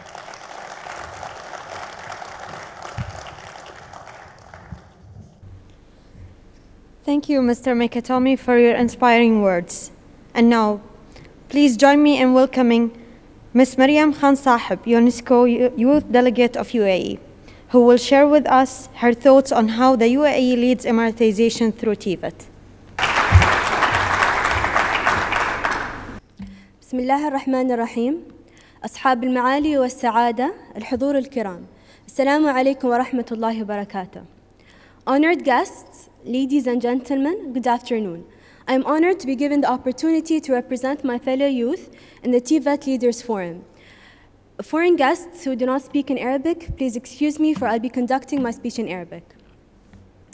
يشرفني أن أستهل كلمتي بالإعراب عن الشكر الجزيل لسمو الشيخ محمد بن زايد آل نهيان ولي عهد أبو ظبي ولمركز أبو ظبي للتعليم والتدريب المهني والتقني لما قدموه من براجم للتعليم التقني والتكنولوجي ودعمهم لتدريب الشباب وإكسابهم خبرات علمية وعملية تشجعهم على مواصلة الإبداع بمختلف المجالات التقنية والفنية. ويسرني أن أشارك في منتدى القادة لأسبوع التعليم الفني والمهم بموضوعه المتعلق بإحدى أكبر قضايا التعليم في العالم، ألا وهي التعليم التقني. أن الاهتمام بالتعليم التقني والمهني يعد أحد الأسباب الرئيسة التي قادت إلى نهوض الدول في مجال الاقتصاد والتجارة. وبالنسبة لنا في دولة الإمارات العربية المتحدة، فقد قامت حكومتنا الموقرة على مواكبة المتغيرات ووضعت في وقت مبكر الخطط الضرورية للإعداد المهني تتسم بالطموح وتتضمن التحضير لتعليم مهني يمكن الشباب من الحصول على مهنة مناسبة لتوفير متطلبات التفاعل الإيجابي مع التطور التكنولوجي السريع في العالم. وذلك إيماناً من حكومة دولة الإمارات بأن بناء قدرات البشر والمجتمعات يمثل دعامة أساسية من دعائم التنمية البشرية المستدامة وتمكين المجتمعات على التعامل مع العالم بأسره. وأنا شخصياً أتيحت لي الفرصة في المشاركة في كثير من البرامج والدورات لصقل الشخصية وإعداد القادة وتمثيل دولة الإمارات في المؤتمرات والمشاركات خارج الدولة، مما أكسبني خبرة ومهارة في التعامل مع مجريات الحياة العملية، وكذلك أتطلع إلى القيام بدوري نحو وطني ومجتمعي بشكل موسع. نحن ندرك أن ما أنجزناه في دولة الإمارات في التعليم والبرامج الشبابية يعتبر ريادياً بكل المقاييس في منطقتنا العربية، وندرك أيضاً أننا ما زلنا في بداية الطريق ولكننا واثقون من سلامة الاتجاه وأننا نسير في الاتجاه الصحيح.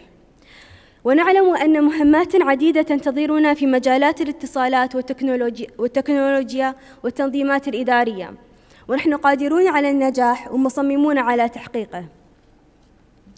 السيدات والسادة، أن التعليم التقني والتدريب المهني هو أحد العناوين البارزة لتحولات جذرية يعيشها وطننا وعالمنا في كافة المجالات الاقتصادية والتجارية. ولا شك أن كل دول العالم تتطلع إلى مواكبة هذه التحولات بيسر وسلامة، حتى تتمكن من تحقيق طموح الغالبية العظمى من الدول، وحتى تتمكن من دعم نمو الصناعات والقوى العاملة التي يحتاجها من أجل تحقيق طموحات تطوير دول مثل دولة الإمارات العربية المتحدة. إن اتساع الهوى المعرفية والتقنية يحرم معظم الدول النامية من المشاركة الحقيقية في الاقتصاد العالمي الجديد، مما قد يعرضها لمخاطر كثيرة تبدأ بالاقتصاد وتتسع لتشمل الاستقرار والأمن. واغتنم دعوة إلى تبني مبادرة في نشر التكنولوجيا والتدريب المهني للشباب في الدول النامية، وأن تشارك شركات التكنولوجيا المعلومات والمنظمات الدولية ذات الصلة. وستسهم هذه المبادرة في تسهيل الربط الشبكي وتفعيل التعاون بين الدول الصناعية والنامية، ليتسنى للدول النامية مشاركة المجتمع الدولي في الاقتصاد والتجارة والنهوض بمجتمعاتهم، مما يحقق الأمن والاستقرار. ومن جانبنا في دولة الإمارات العربية المتحدة، فإن تجربتنا تقدم نموذجاً طيباً لتعاون الحكومة مع المنظمات الدولية والوطنية والشركاء في الصناعة، في المساعدة على تطوير بلدنا وفي نشر التعليم الأكاديمي والتقني والمهني على حد سواء للسكان الإماراتي، حتى يكتسبوا الخبرة في تطوير مهارات العمل اللازمة. وأن دولة الإمارات تؤمن أنه من دون وجود قطاع قوي للتكنولوجيا والمهارات التقنية الحديثة لن تكون هناك تنمية مستدامة ولا رقي في المجتمعات. وفي ختام كلمتي أشكركم على حسن استماعكم، والشكر موصول لمركز أبو ظبي للتعليم والتدريب المهني، وأتمنى له مزيد من النجاح والتقدم.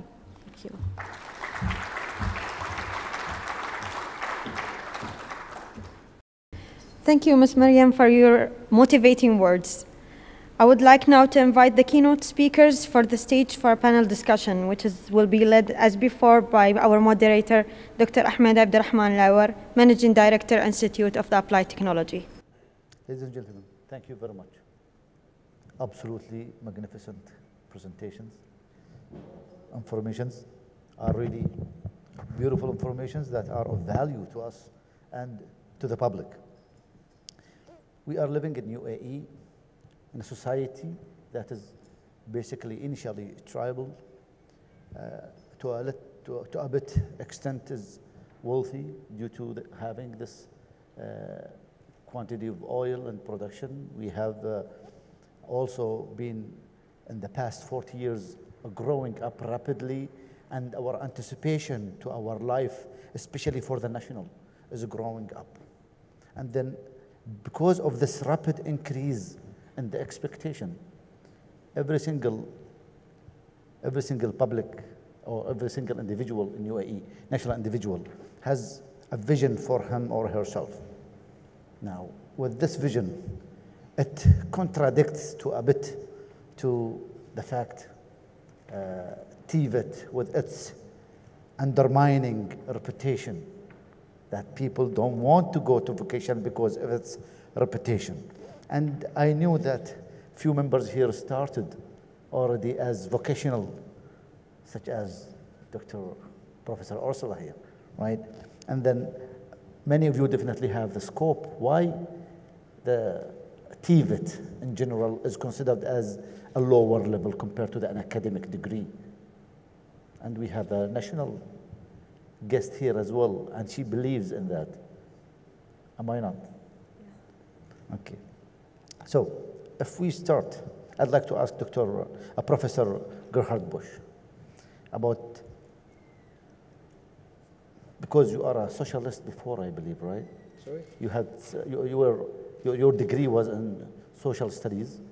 Yeah, and economics. Then economics. And then I think we believe that what is the solution to the fact that jobs and pay, because we are in a wealthy country, directly connected to the degree of academics, which means in order to get employed, I have to get a bachelor degree, right? Therefore, I would not consider less than a bachelor degree or less than a master degree sometimes. How can I change this perception? What is the solution to this mentality? Yeah, this is a very important question because pay is a form of not only of reward for make your living, it also shows the value you have in a society. If you are working in a low-paid job, obviously you feel not really recognized. And I think what is very important in our country is that those doing a vocational training get a decent pay. We don't have this in all industries. We have skilled people, we had mass unemployment after German unification, and suddenly the wages, especially of the vocationally skilled, dropped. And to keep this attractive, we need to have a decent pay, and then we need to have also decent perspectives for example, for setting up an own business. And many people in our country doing vocational training, they are setting up an own business. They earn their living, they can act independently. This is an incentive for many people. And big companies in Germany have an interesting debate. How should be the salaries of bachelors and those with a vocational degree? And there's now a dispute that, for example, I give you an example from a big German car company. Takes the example of a master. A master did a vocational training, worked 6 to 10 years in the company, did the promotional training to become a master in his or her occupational field, and now it's a middle manager and the boss of about 100 workers. And these people make the experience that a young bachelor is coming from university, not knowing anything of practical experience and getting a higher salary than this person. So this does not work in practice. So those who have really learned a lot of practical experience, they have to get a better pay than just the freshman from university.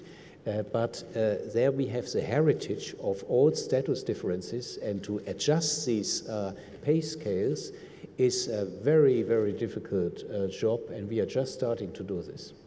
So there is a trend now in Germany, you mean, to modify the pay scale so that the new graduates does not get paid as experts, yes, although with those with a lower degree. Yes, what you have is you had, traditionally you had pay scales according to the status. So if you have a vocational training plus promotional training, you can never exceed the pay scale of somebody coming from university. But now with this mass production of bachelors, this doesn't work anymore. We will destroy our system of vocational training, and companies have introduced a new type of job evaluation, which is in theory independent from your certificate, and is evaluating your job. And if you have 10 years experience, you are the boss of 100 people, you are obviously you have learned a lot, and you are doing a more complex jobs than a young bachelor who has not yet gained any work experience. But in practice, still the status is more important in many companies than the real job experience and the skills. So this is a huge task to be solved. Yeah, but here in most of the organizations, the pay scale is tied to the degree that they earn. Yeah. Okay, so therefore, it is going to be difficult for someone receiving a bachelor degree to accept a pay less than a bachelor degree on the society, or someone who is getting 10 years of experience plus his diploma also he's expecting to be recognized with experience to be paid similar to that, though his expectation is much higher because he got higher experience.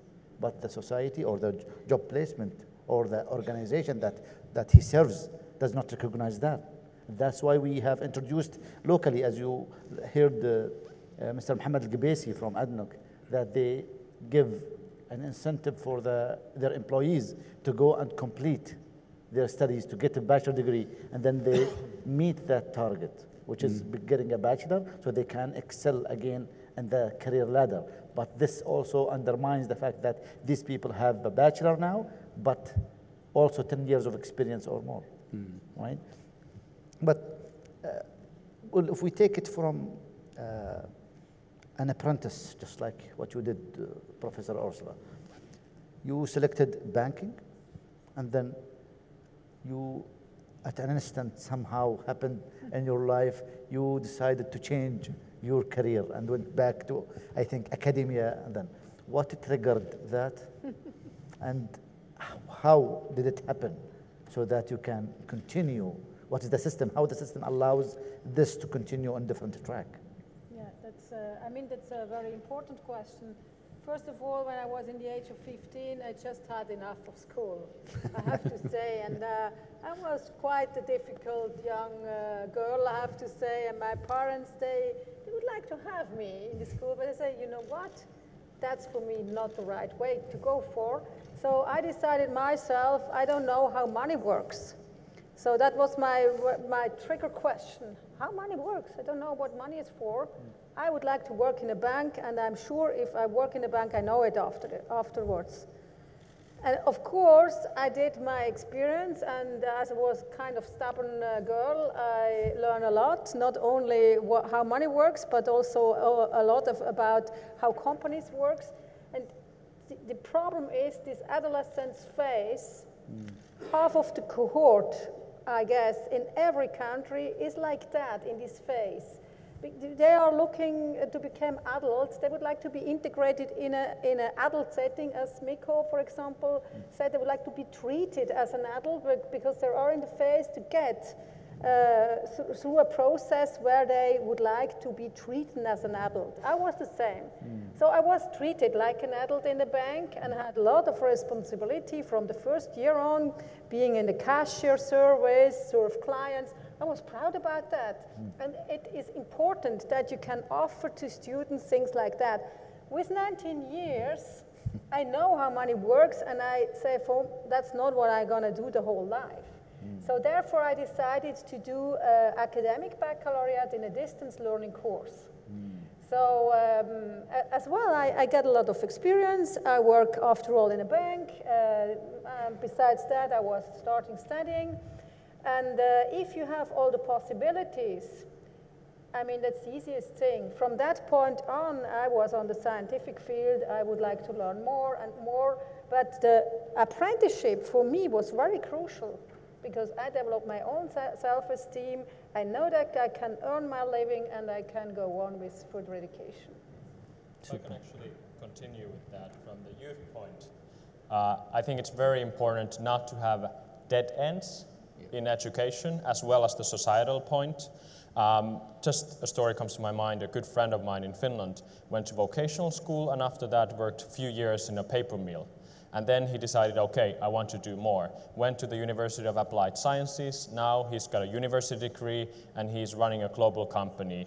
And just, you know, people develop in different stages. And if you do, why would the society stop them from getting more educated?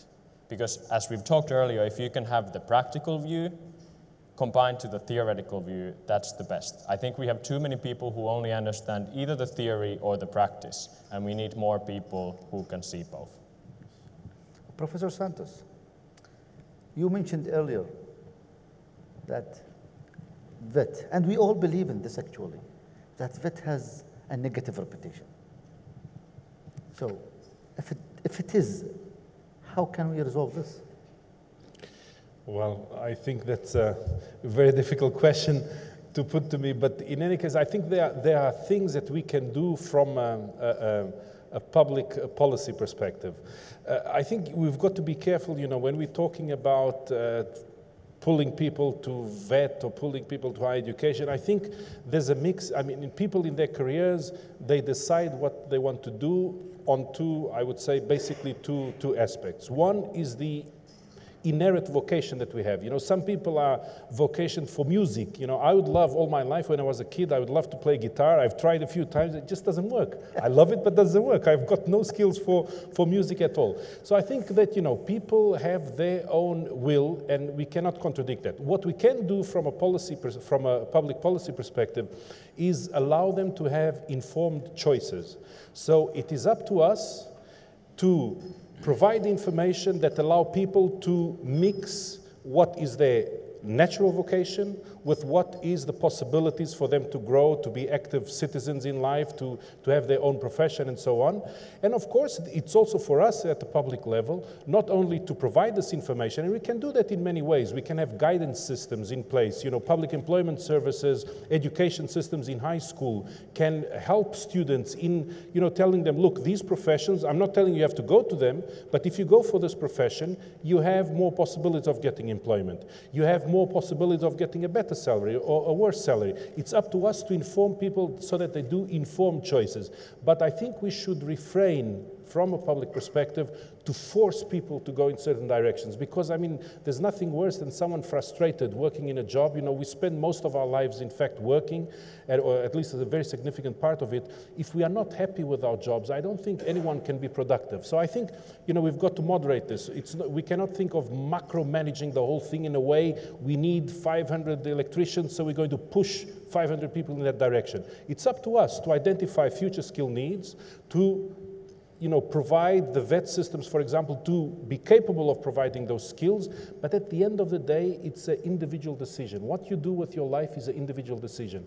And forcing people in certain areas, you've got to be careful, because you might be forcing people to become frustrated their whole life. And of course, I mean, this doesn't mean that at the public level, we also have other obligations, not only of informing, but of making sure that the various things that the speaker spoke about this afternoon that are in place. Like, for example, making sure that you devise or you plan education and training systems in ways which provide easy pathways from one to the other. So that today, if you make a decision, and you might, after some years, think, well, you know, I thought this was the best thing for me, but in fact it isn't. I want to move. That the education system allows them to have that flexibility, just like we saw the example that was described to us, that someone at a certain age thought, I want to know what money is all about, and nothing better than being in a bank, working in a bank. It's legitimate. Yeah, I mean, it's a will. The person wanted to do it. Then, after knowing that, they found, well, this is in fact not exactly what I want, so I'm going somewhere else.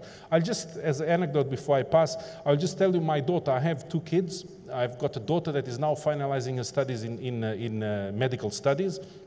But when she was small, I was very worried, because at a certain point, I was asking her, you know, what would you like to be, Margarida? And she turns up to me and says she would like to work in a supermarket in the telemachines. You know, in the machines that collect. I said, why the hell do you want to do with so many things? Because these people are very rich. They receive all the money, so it must be a fantastic salary. So in her head, she thought that, you know, when you go to the supermarket and pay to the cashier, that all this money goes to the person. She thought, wow, this is wonderful. You know, I just sit in a telemachine all day and people come and give me money. And I told her, it doesn't work right like that. But just to tell you, we've got to respect somehow what people want, what is their real vocation.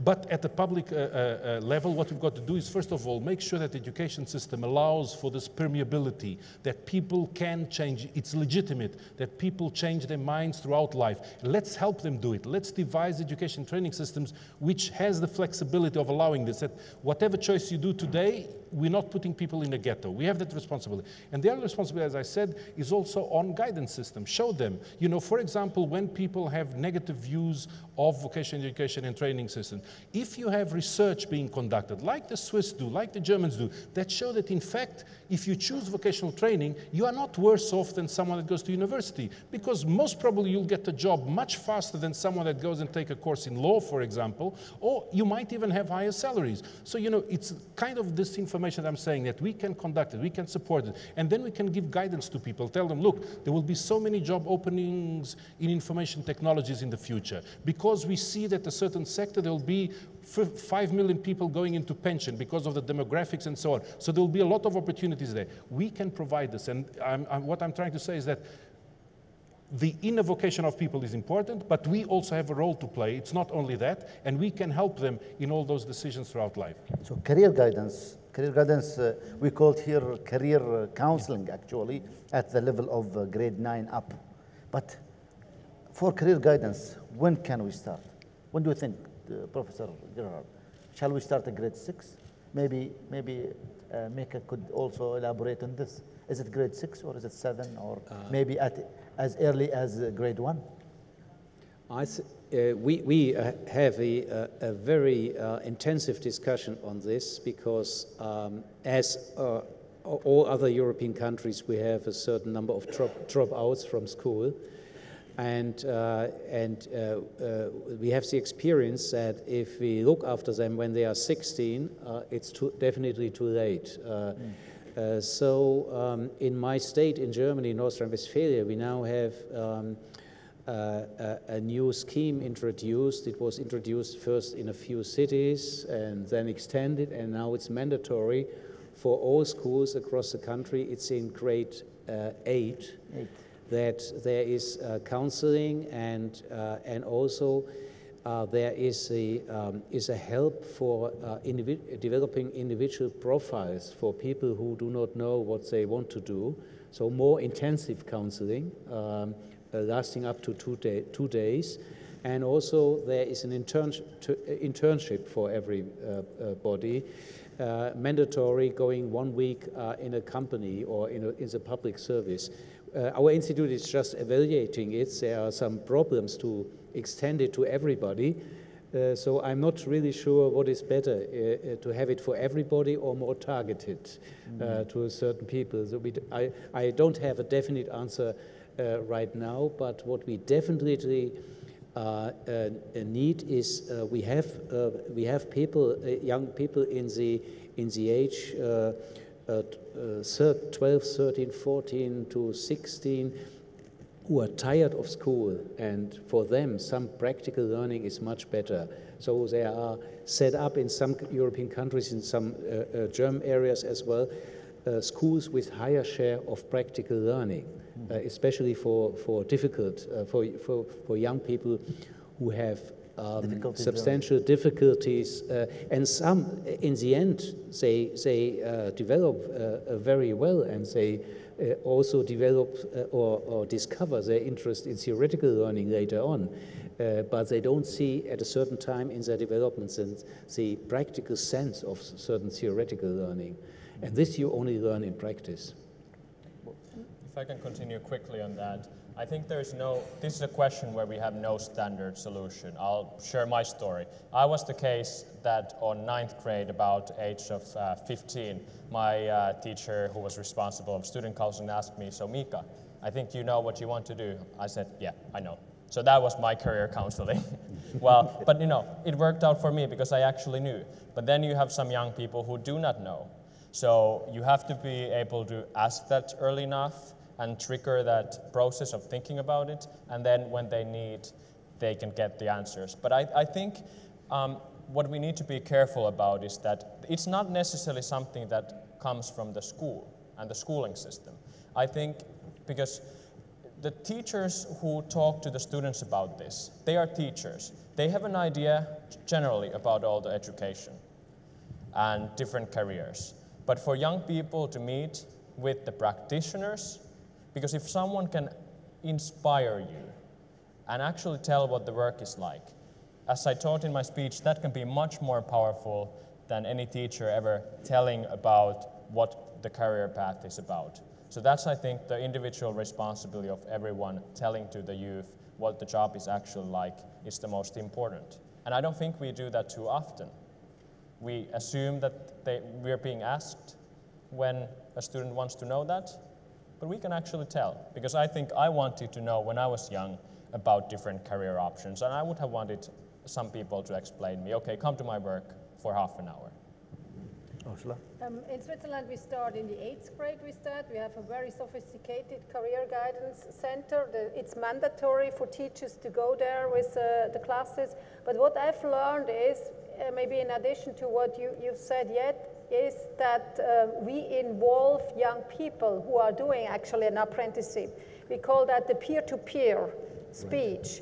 Because young people who are actually doing an apprenticeship, they are explaining the profession, the occupation in a different way than adult people are doing. And what we observe by research, the pupils are, the kids, they are asking different questions. So this very, the question where they are shy to ask an adult person, they ask the peer. And peers, they are in the middle of the apprenticeship, so if they really can explain why it's so good to do this profession, that helps. And another aspect, I have to say I become an old lady, we have pop stars. Maybe you know DJ Bobo, it's quite a famous pop star. He did a first education and apprenticeship, and he is now doing songs for young people. He's making advertising in cinemas. And if those kind of ambassadors say that the vocational education is a good thing, that has an impact on the young people. So we have to be creative, how we can attach those young people, how we can convince them in the language as they are speaking. So proper marketing is also one element. Yeah, marketing is everything, yes. I think it's also a responsibility of companies, the guidance. More and more, the companies are looking for young apprentices, and they set up what we call regional apprenticeship fairs. So school classes come, and there are the companies, and the companies present their training, and often these are apprentices, exactly as you said, which are presenting their training to the young people. So young people can go from company to company and get informed. And this means the companies themselves take a responsibility to explain what they are doing in the training and to which kind of jobs an apprenticeship would lead. And I think this is a very useful way to go. Then we just mentioned the role of the selection of the individual, the pupil himself. What about his parents' choice? I think Mariam could elaborate on this. Yes, actually, like here in the UAE, the government itself has done a good job of approaching the youth, approaching students, and then also approaching the teachers and explaining to them what is vocational education, what are the different career options. However, they missed an important aspect, which is the parents. From my experience, I'm currently in university, and there are still students who are entering engineering or design or finance, and it's not because it's what they want to do, it's because what their parents want them to do. And whether or not they'll be able to find a job after this is still a question, because their parents have ideas, okay, no, our economy is thriving on engineering, so we need engineering. But now there are other ways to thrive in Dubai and Abu Dhabi and the Emirates. So I think what ACTVET needs to target is to spread awareness to the parents themselves and explain to them the benefits of vocational education and the different career options for their students. Thank you. So the parents has a major role in this country. As I said, each area has its own ecosystem. So the parents play a major role in this country here in selection. We face this, but in Abu Dhabi Polytechnic, where I initiated this, the students ambassador goes to grade 12 to talk about the programs, which is a proper marketing. I'm not sending my teachers and my professors to do the marketing, but I'm sending the students themselves, because as you said, they see peers and they may be convincing better than an adult. And also, we target the days of actually the parents' days, so that we have a booth and we have an interaction with the parents that they do. And we notice that this has a major influence. But I know this because I suffered in the first year of recruitment that the parents actually don't want to have a lower skill or lower degree, which is higher diploma in the beginning. But later on, the students start to accept this fact. But from an economic point of view, we are starting vocational usually at grade 10, 11, and 12 somehow. And why not introduce the vocational training at lower level, grade 8, for example, or grade 7? Would it be a problem to have the students' mental power or hands-to-eye skills so that they can handle vocational training while they are at this young age? If I may answer, there is a kind of discussion about what is the academics, what are the academic skills at the end of compulsory school. You know the PISA assessment quite well. Yes. And what we observe is it's not good for vocational education training if young people are not having enough academic background, basic competencies. So therefore, I think that's one reason. I mean, good results in PISA need some time to go to be tested. To be on quite on a good score, and the good score is a prerequisite for later on for being successful in vocational education training. Another reason is to decide yourself too early in this age is either not good. I mean, if you are 12, 13-year-old and you have to decide if you go for an education 3 or 4 year lasting in a mechanical sector, in the healthcare sector or somewhere else, that's a very early point. So what we observed in Switzerland, if they do the decision too early, they will change later on. And if you have a system as we have together with the companies, that's quite difficult for companies. So we have to be careful to have your balance. And in my view, I mean, we are starting with 15-year-old. This is already very early because the decision they have to take at the end of the year 13, so 13, 14 year. And still that, we now observe it's quite early. It's quite early. Okay, then we in this country need higher numbers of vocational graduates. But yet the system, the school system, is limited to provide us 15 to 20% only of the requirement, of the needs annually. So wouldn't be right, although this contradicts actually with what you mentioned earlier, forcing the student. But rather than forcing the student, why don't we elevate bring the entry requirement for a university towards a bachelor degree much higher, much more difficult. And then automatically he has to find an alternative solution going for vocational or technical or...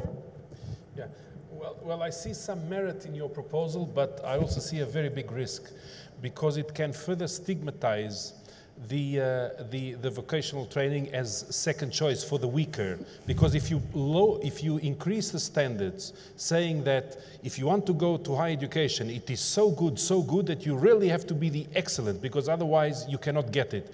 I think you might achieve what you want, which is take more people into VET, but you are increasing the stigma against VET, that VET is for the low achievers and the higher education is for the high achievers. So there is some risk in that as well, you see. So you've got to be careful that I think, you know, going back to what we were saying before, this aspect of information, this aspect of various people spoke here, of exposing young people to informed choices, having role models. You know, at the school level, you expose people to learn what it is to be to work in the aerospace industry, or work, you know, some professions that are seen as good, and allow people to have young people to make informed choices, give them opportunities to work as a police, well, not to work as a police force because you cannot go around with a gun when you are 12 years of age, but expose what does this mean so that people do informed choices.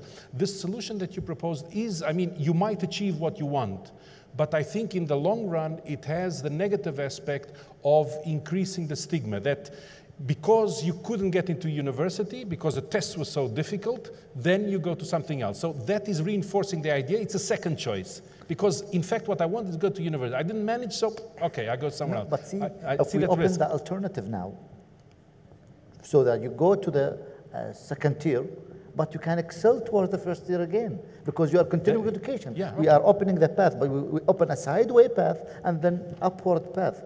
But now, if he is a low achiever by nature, then he will have to continue with tier 2. But if he got grade 1, but he was unfortunate not passing the entry requirement, then he will excel in his studies at the vocational level, and then will go proceed towards the university. If you allow me, I think that, you know, those kind of incentives, instead of doing it by the negative, which is saying you don't have access to this, because I would do it by the positive, so create incentives to go to other things. So, you know, there's a lot of scholarships, for example, quite often for higher education. You don't see a lot of scholarships for vocational education and training. So do it, I would have the opposite approach. Instead of creating barriers to go into higher education, facilitate the access to vocational training. Do it on a positive tone, because I think that whenever you want to get something done, if you try to focus on the positive, show the positive aspects, create incentives for that, you get better results than creating problems to go somewhere else. But I mean, that's just my quick answer to it. 2 minutes more. Yeah, I would say a similar thing. You should sell the TVET pass maybe in a different way. When you have a professional baccalaureate as well as a TVET education, in Switzerland we have this academic route in the TVET system as well. And I all the time says, I mean, at the end of the education, young kid, you will have 2 degrees, an entry ticket into the labor market and an entry ticket into further education. If you go only the academic route, sorry, 1 ticket. What do you prefer? I mean, it's all about marketing. It's all about how you sell what the society needs, what you think is the best thing for the system as a whole, and how you sell it. And since, and in discussions right there, I'm free to say to parents, sorry, if you would do something good for your kids in our system, bring it through the TVET system together if they are able with a professional baccalaureate. Everything is possible after, but they have work experience, which is nowadays so important. And slightly still behind, I would raise the standard at university. But that you shouldn't discuss so loud, I think. just do it. Just do it. Ladies and gentlemen, thank you very much. Yeah. It was an interesting, yes. Yeah, I agree with my both colleagues, but we know that in some countries in the world we have restrictions of higher education. It's not done publicly, but the British government, for example, increases the tuition fees. And on the other hand, they subsidize this apprenticeship. And the clear vision is to increase number of apprenticeship and reduce tertiary education. The problem is, if you do it in a country like the UK, preventing people from going to university and not offering very good standards in vocational training. This is a real problem, because the apprenticeship system, you have the advanced apprentices, which are quite good, but you have other very short apprenticeships which have not a high labor market currency. So I think this would be the worst solution you have. But I think the idea of scholarships is really true. We have all kinds of public subsidies for higher education in many countries, not in all. But in Germany, it's quite easy to get a scholarship to go to university. But for equal treatment of vocational training and tertiary education, we also set up some scholarships for vocational training. So if you want to do, you have work experience, are employed in the company, you want to become a technician, you can get a scholarship. Like a university student, you can go out of the company, do your training, get a scholarship, and go back. Actually, that's what does ADNOC do here.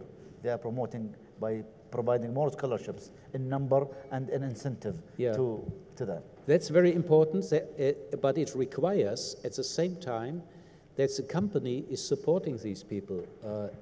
We have even some collective agreements in the German engineering industry. If you do a technician degree, you can leave the company and go back. You have the right to take a leave of a certain time.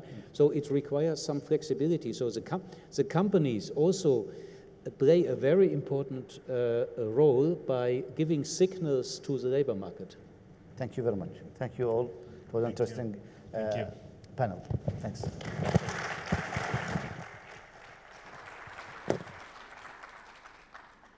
But the summary says, we can succeed by having horizontal and vertical progress in our careers. That's the key objective for us to handle from now on, so that we reach to the target of promoting our vocational without undermining the value of vocation or the value of academics. Thank you very much. Thank you all. Ladies and gentlemen, I would like to invite Dr. William Radford, Director of Strategic Planning and Performance Management in ACTVET, to the podium to offer thanks and farewell. Honored guests, ladies and gentlemen, I think we can all agree we've had an excellent day of learning, sharing, being committed together. So it only remains on behalf of ACTVET for me to say thank you to our speakers, thank you to our guests, all of you, thank you to our organizing committee, thank you so much to our FAZA volunteers, thank you to our moderator for the excellent moderation, thank you to our MC Amal, who I'm sure you would agree did an excellent job for us. And finally, I would like to thank our DG, His Excellency Mubarak Al-Shamsi, for his vision in creating this first TVET week in the Emirates and this first International Leaders Forum, the first of many, I hope, and we hope to all see you back here next year in 2016, in 2017, and so on and so forth. I'd like to remind you that this is only the beginning of TVET week. Tomorrow, all the way through Thursday, all across the Emirates, are a variety of expositions, speeches, industry partnership, stakeholder engagement exercises all across the Emirates, and I invite you to join us through ACTVET at those occasions and at those entities. So thank you very much. Please enjoy your tea outside and travel safely wherever you're going.